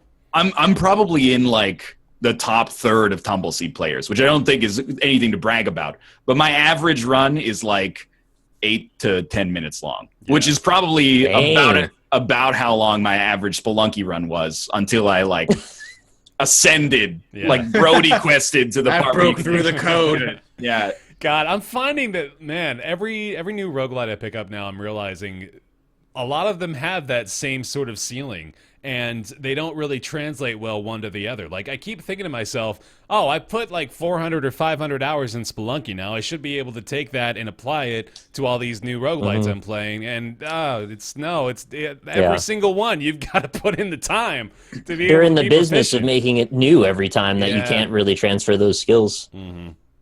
I thought with Flint Hook especially, I'd be a lot more adept at it than I am. But I also went from controller to keyboard and mouse with Flint Hook. Keyboard is the way. Yeah. I still stand by my initial critique of Flint Hook in that both ways of controlling it are acceptable, but none feel phenomenal. No, but the controller is so much worse. This is the biggest transition from, like, I see the light for me ever. Why does the right stick not independently control aiming? That is a pretty big oversight. It's so dumb. Yeah. Like, I will stand by using whatever control method you want, except in Flint Hook, where it actually there's situations where there will be a shielded enemy with a bubble that you have to hook to get rid of, and there will be a hook on either side of it. You can't consistently get it on controller unless I'm like so bad at the game that I don't even understand. But the aiming is tied to the left stick, and it's dependent on where you're actually standing, which seems crazy to me, when obviously on mouse and keyboard it just doesn't work that way. It could be still being worked on. Maybe they didn't get it tweaked exactly right. But I would recommend starting with keyboard. See if you like that better, whereas I'm usually the opposite when it comes to platformers. Oh, they just patched it. Okay. Oh, They cool. patched Yeah. it to what? What did they change? Oh, can you use the They right were listening to thumbstick the show. They literally just patched it. Yeah. Just now they hit the button, yeah. now? Thank God.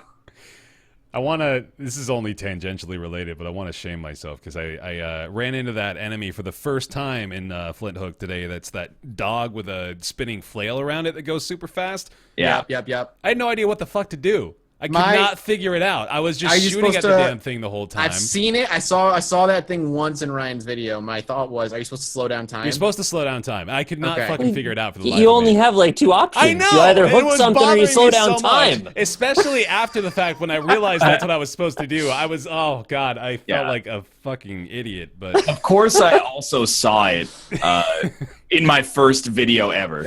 oh, Your reaction was great. Maybe I'd jump on its head. I'm like, I fucking walked in. I was sure the game had broken or something. I had no idea what the fuck I was supposed to do. He's the final boss, man. Yeah, exactly. Were you not ready? He was the only enemy left in the room, and I was like, is it glitched? What am I doing? Anyway, there we go. Tumbleseed. That's what we're talking about. It's on Steam. It's $15. I like it. I think it's a lot of fun. Unique experience. I think it's worth a go. Get ready, and I recognize that I'm in this camp. This is going to be the hipster game for at least this season, where, in a year from now, people are going to be like, it was so slept on. Yeah. Why don't I never get to declare hipster games? Well, What's your game of the month, Nick? Oh, that's true. We do have to talk about that. I don't know what my game of the month is. Well, let's determine it right now. It's time for the April Game of the Month discussion, ladies and gentlemen. We are doing every single month here on Roundtable. New initiative for 2017. We've done our January, February, and March games of the month so far. Going into April, I've got a couple of legit top of the line contenders in my mind, but I want to hear from y'all first. What do you got, Nick? Don't pick me first. Damn it. I'm the one that knows the least, I think. All right. I have a gut reaction, but I don't know that I want to necessarily stand by it. Anybody that feels think- confident, feel free to speak up. I just looked at the list of games and of the ones I've played here. Yeah. It's gonna be tough for me because I don't know if it's one of the two. I know people are torn on this game, but I really enjoyed Ukulele. I think Ukulele Ooh, bold choice. was really good. I got exactly what I expected out of the game. I know that a lot of the reviews will be like, it's stuck in a bygone. I'm like, that a bygone era. Yeah, that's what I kind of wanted Banjo 3, and that's what I got. And then my other game that I'm kind of teetering on is Little Nightmares. Yeah, dude. Yeah. Little Nightmares. You played Little Nightmares, obviously, Bear. I beat Little Nightmares. No spoilers. The only reason it's not, I'm not going to spoil anything. The only reason it's not taking away Ukulele is because the last 20 minutes of that game threw me off. Really? Yeah, I'd like to talk about that maybe one time, but sure. It threw me for a loop in not such a good way. I was really satisfied with it. I'm surprised to hear that. I was satisfied, but I felt like it stepped away from what I thought it was trying to tell of a story, and then just went in a totally different direction. I can see that, actually. Yeah, I can understand that. But Ukulele, I think, is going to take it from me. Mm-hmm. That's a really surprising choice, actually. We may very well have 4 entirely different selections for April. That's exciting. Ryan, you ready? Yeah, I mean, I think it's Tumbleseed. good. It's good that we talked about both of these games, but I think for me, I didn't play a ton in April, and it comes down to Flint Hook versus Tumbleseed, and I definitely see myself playing more Tumbleseed than Flint Hook. So I would give it... That's a May release, though. That's technically... Oh, you're May right. 2nd. You got know got. what? That actually is May 1st. But I don't feel like I want to give it to Flint Hook. You know?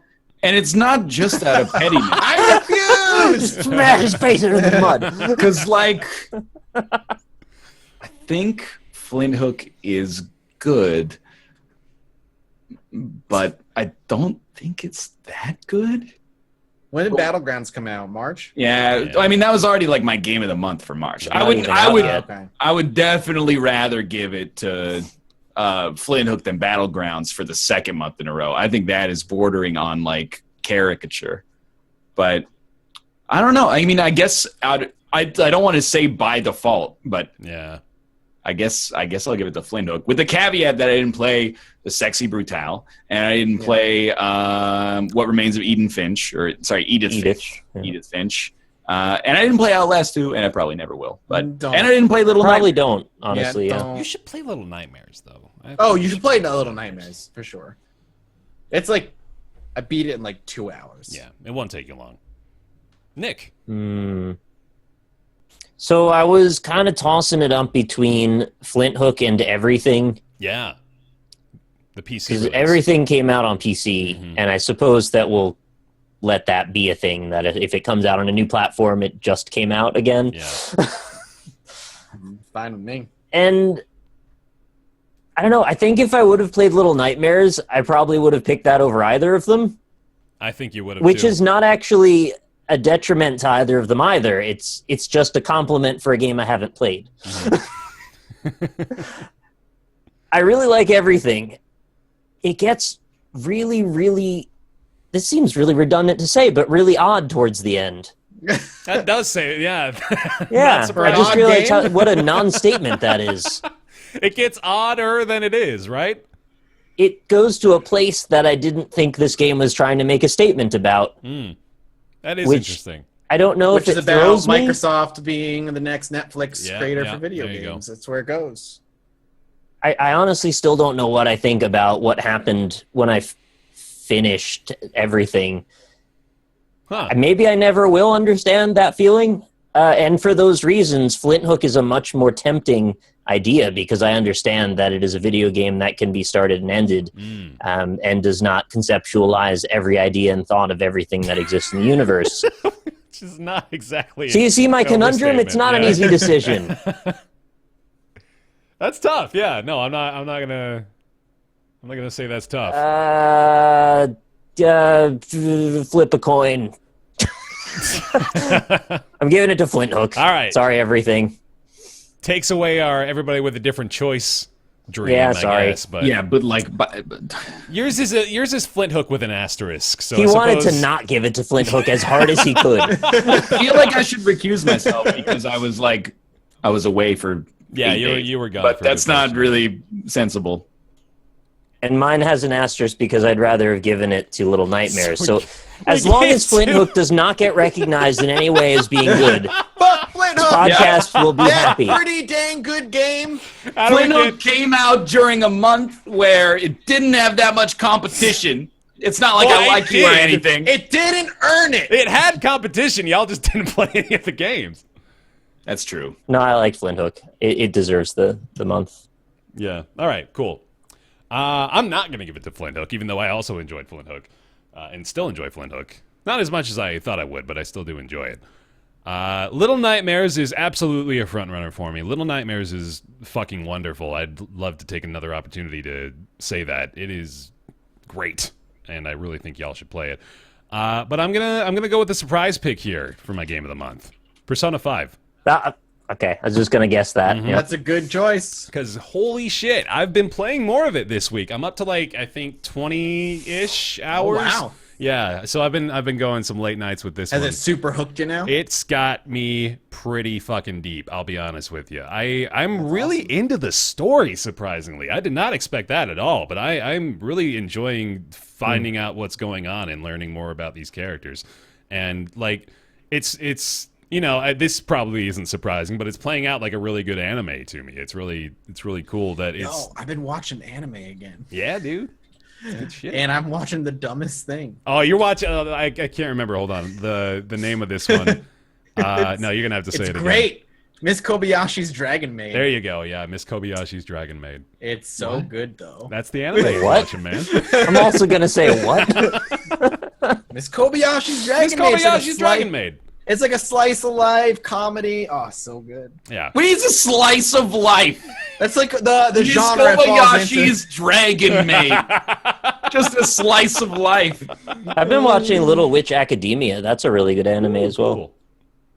Chat's about- with it's me. basically anime Chat Harry is Potter. with me. Good. Thank you. This is the only time this has ever happened, Yep. and it will be the only time it ever In happens. about 5 again. seconds, they'll revert to fuck Mathis. So just enjoy Right, it that's while it fine. lasts. Yeah. I'm gonna bask in this while I can. Yeah, no, I really like Persona 5, and it's got me back in those old JRPG days when I was a kid, when I would play these games and Yeah. get super involved with characters and stuff. And I'm really shocked written. by it. I really am. I did not expect to like it, but I've thoroughly enjoyed my time. So Persona 5, that's definitely my answer. I intend to play it, just haven't yet. Mm-hmm. I loved 4, and it's too explosive right now. I need to let it settle down Sure. a little, and I'll probably play it over the summer. Yeah. You got to wait until Atlas isn't looking for people to ban. Yeah, that exactly. All right. So yeah, that's mine. So we got Persona 5, a couple of Flint Hooks with caveats, and you're gonna remind me. Sorry, I totally forgot, Mathis. Which one did you choose? Ukulele, Ukulele. it's That's okay. right. Yeah, the surprise pick as well. Cool. Well, there we go. Game of the month for April of 2017. My shelf is fine, chat. Chill out. It's not fun, little though. disheveled back there. Fine. I'm gonna Sharpie it later tonight. Oh, okay. Then it's fine. This brings us into everybody's favorite segment. It's Ask Roundtable.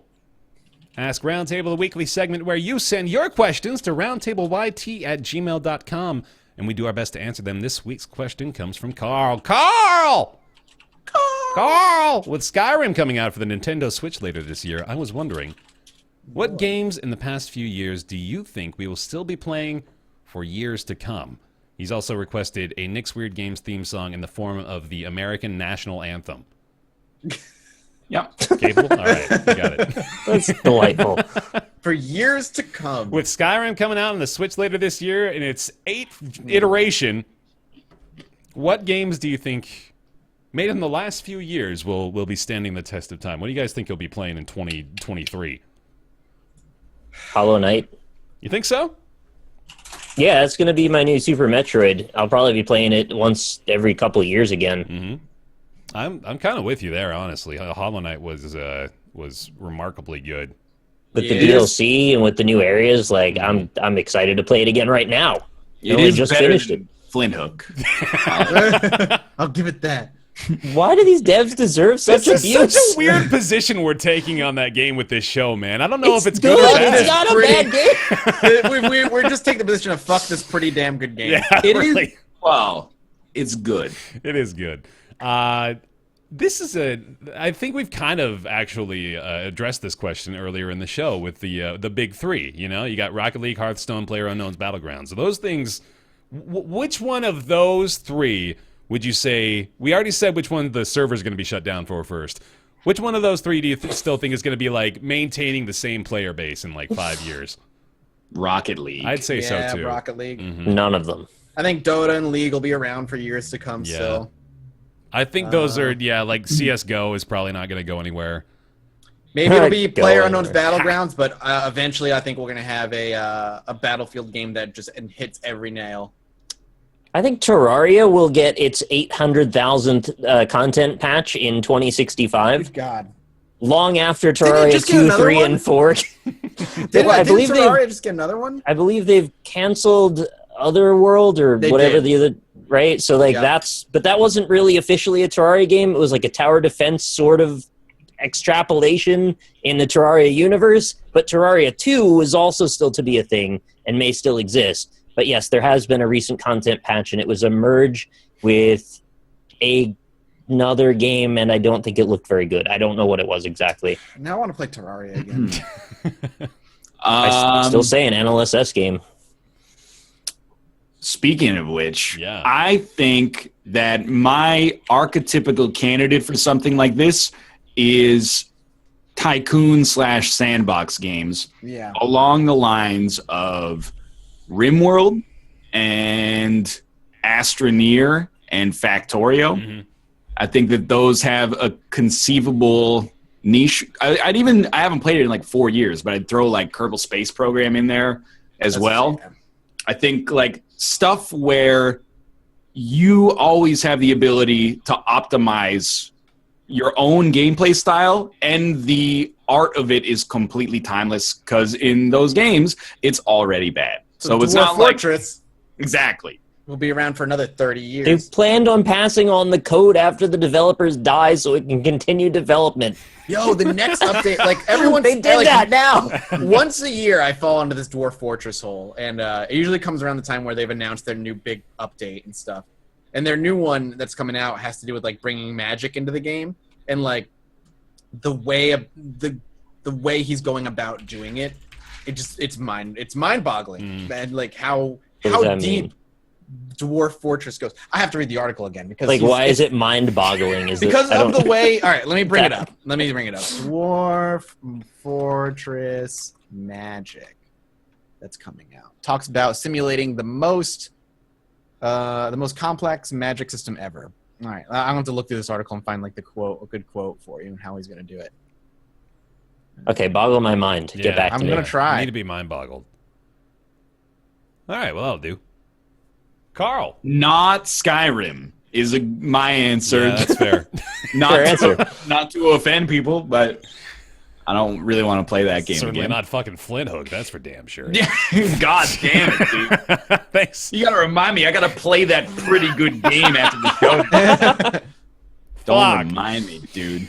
Thank you, Carl, for the question. If you've got a question, hey, we could use them because we're running low. Feel free to send it over to roundtableyt@gmail.com. There's the link right there for you. That'll bring us into everybody's favorite segment after their favorite segment, and it's Nick's Weird Game. Okay, you gotta give me a second here because it's like, oh, say can. Okay, yeah. But then the note that comes at the end of the song, if I start in that octave, is high. Yeah. So I've got to do like a pitch shift downwards Yep. when I get to the. Okay, so like Sure. this is why I can't sing. But anyway. Drop D. Yeah. Also, I don't know off my heart the American national anthem, but I think this is roughly the structure. Give me your interpretation. Yeah. This is I got. Oh, it's time for weird games from the shelf of our Nick. From an era long gone, it's a turd since forgotten, whose bad names and controls made us all you need to salute. motion sick. Oh right. Got a lukewarm thumbs down, so the devs were downtrodden. It's a 4 out of 10, and it's not too kidding. Though I hear that's all right, it is not a weird game. Don't play this Nick's Weird Game. It's not worth your time. Hey, that was good. For the PlayStation from 2009. Thank you. This is where the camera pans over to the audience. You got somebody crying. Yeah. That was a roller coaster ride. I went to put my hand over my heart, and I saw which direction you did it, and I copied without thinking which side of my chest my heart was on. Oh, they're doing this one. Okay. Yeah, I tried to match you. Thanks for your games. Closer chats. That was a lot of fun. Okay, you all ready for this? Y'all ready for this? You're not going to get it, but here we go. That's what I hear. Today's game is on the PS1. Of course. It is developed by a developer called Alpha System, ALFA, Oh, all right. like alfalfa. Throwing us for a loop. Okay. We're talking a release in North America of 1998, Oh, Jesus. and it's a light gun shooter with both single and multiplayer. Oh no. Oh, Jesus Christ. Oh, no. 98 I'll even light give you gun this one. shooter on the PS1? I'll give you this one. If you've ever seen the game, you might actually get it based on this info. Okay. It is a 2-disc case with 1 disc inside. They use the entire second half for an instruction booklet. Oh, Are you God. serious? It's not even very big. I you don't know have what it? they're doing. Yeah, I got it. Oh, that's amazing. It's sitting right over there. I'm going to show it to you after you don't guess it. It's no way it's any of like the normal stuff. Yeah, Like, you gotta say like It's silent not. scope, time crisis. It's Japanese nonsense game. All right. So yeah. figure it out based on that, I suppose. So like boobs, girls. Is Oh, anybody there's in... boobs. There's boobs and girls on the cover. All right, all right. Yes. Is Hell it Radiant yes. Silver Gun? No, but that does have gun in the title, so that's not a bad guess. Listen, you've already beaten me. I don't know. I never played so- any light gun games at home. This game was critically very well received. Oh. It has a science fantasy setting, which is they add the little opinion of which is uncommon in light gun shooters, Oh, yeah. along with its incorporation of RPG elements, and particularly the artistry of its presentation features an orchestral soundtrack and animated cutscenes directed by the anime director Rintaro. So if It's if you're a big Rintaro Rintaro fan, you might be my best excited by friend. this news. Has anyone in chat gotten this? Yes, actually, Wow. several. Man, They know they're 98 light gun shooters on PS1. they fucking do. All 2 of them. We always try to pull the wool over their eyes, but they're on All right. top of it. I'm tapping out. Yeah, right there's now. no way, dude. The events of the game are framed through the character Tagami, a secret character in Shikigami no Shiro, which is another title developed by Alpha System. A mysterious figure travels the world in which the game is set many centuries after the main events conclude in order to investigate what caused the world's destruction. Oh, How does that even make sense? Oh, not Something the world. destroyed the world, and he travels the world to figure out what destroyed We it. gotta get through the world, man. We gotta figure out what happened to this world. Listen, you blew my mind before. I'm going to blow your mind with Dwarf Fortress magic. So. Dude. Oh, it was published by Working Designs, also, if you needed to know that one. No, you've got. I'm at 0%. What if I capability tell to you answer the this. name in Japanese? Oh no, it's a two-part name. Gensi Kyoko Sairi Kidodan.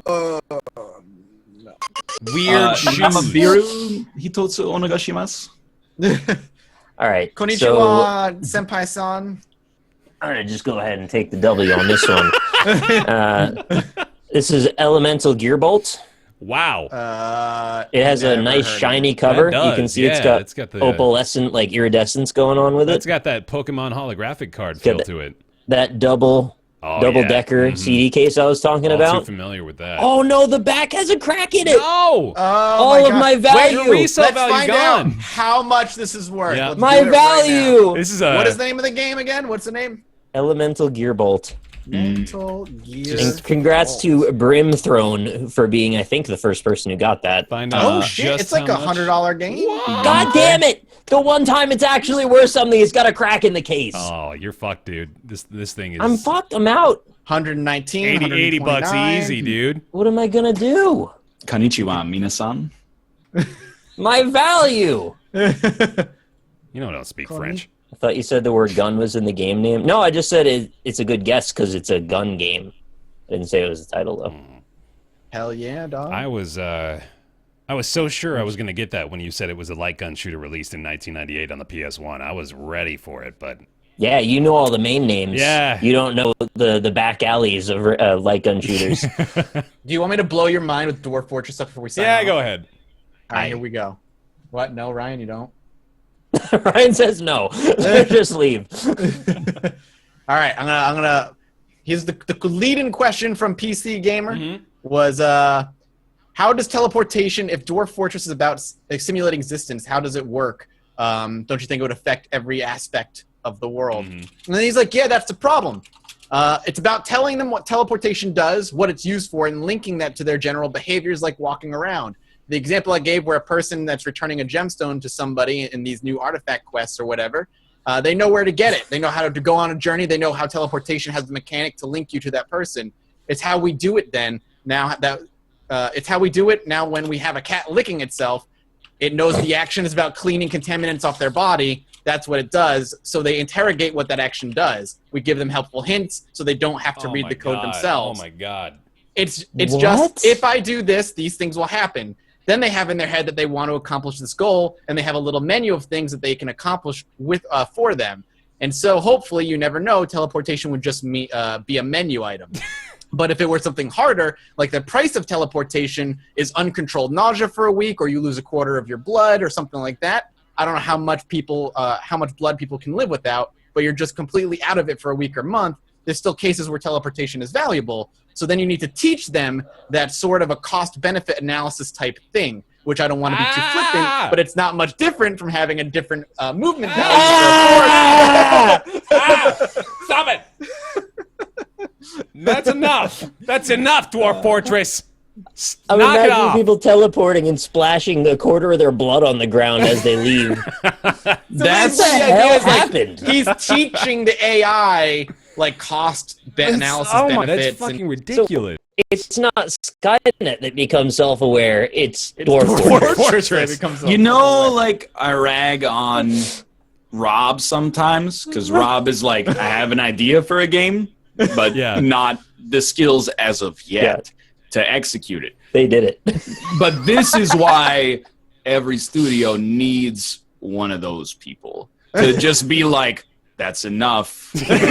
This thing's got to come out. That's too much. Yeah. Set the scope too far, But man. it's crazy that he already has in the game, like, the AI can differentiate cost analysis benefit, but then introducing magic to the world and having them It's have just to like a logical analyze function that. is just fucking insane, man. All right, that did blow my mind. Rob's in chat. Oh, hey, Rob. Hey, Rob. You know how we like to make fun of Rob as a shell of a human being, but that's just, that's neither here nor there. Well, That's just life. he's a parody of one, not a show. Oh, sorry. Yeah, no, that's what it was. I love you, Rob. Hey, Me too. thanks for watching this episode of Roundtable Live, everybody. That's going to do it for us. We appreciate you being here. Thank you very much for watching here on twitch.tv/Roundtable Podcast. That's where you'll catch us live every Friday here at 3 o'clock Pacific, 6 o'clock Eastern Standard Time. Look forward to the VOD over on our YouTube channels. That's Rockley, Smile, Mathis Games, and Bear Taffy on YouTube.com. You can also follow the show's Twitter handle at RoundtablePC and discuss the show over on our subreddit, roundtablepodcast.reddit.com. Thank you very much to our Patreon supporters over on patreon.com/roundtable. Over there, you can support the show for as little as $1 or as much as you want per month and keep us going. We really appreciate that. The pledges this week at the this week at the $20 level and above come from Julian Abelsgard, Scotty119, Jonathan Graham, John Kalchik, O. Thomas Games VR, Jakar Sampson with the dance number, Sehoa, Kolnar, Jamie Tinsley, Joseph Boss, Penn Gillette, Michael Bush Larson, Talks to Wall, TJ Majesty, Chaos We're No Strangers to the Love Theorist, Colby Klein, Greenlight, Oren Saltzman, Christopher Flagg, Brizzlebrip, Eric Schooley, Myth Scarab, Positron, Mediocrities, Justin Smurfett, and Logan Ray. Thank you all very much again for your maintained support and pledges on patreon.com/roundtable, and thank you all very much for watching. We'll be back next week here on twitch.tv/Roundtable Podcast. Thank you very much for being here, and we'll see you then. Goodbye. See y'all. Goodbye. Later. There we go.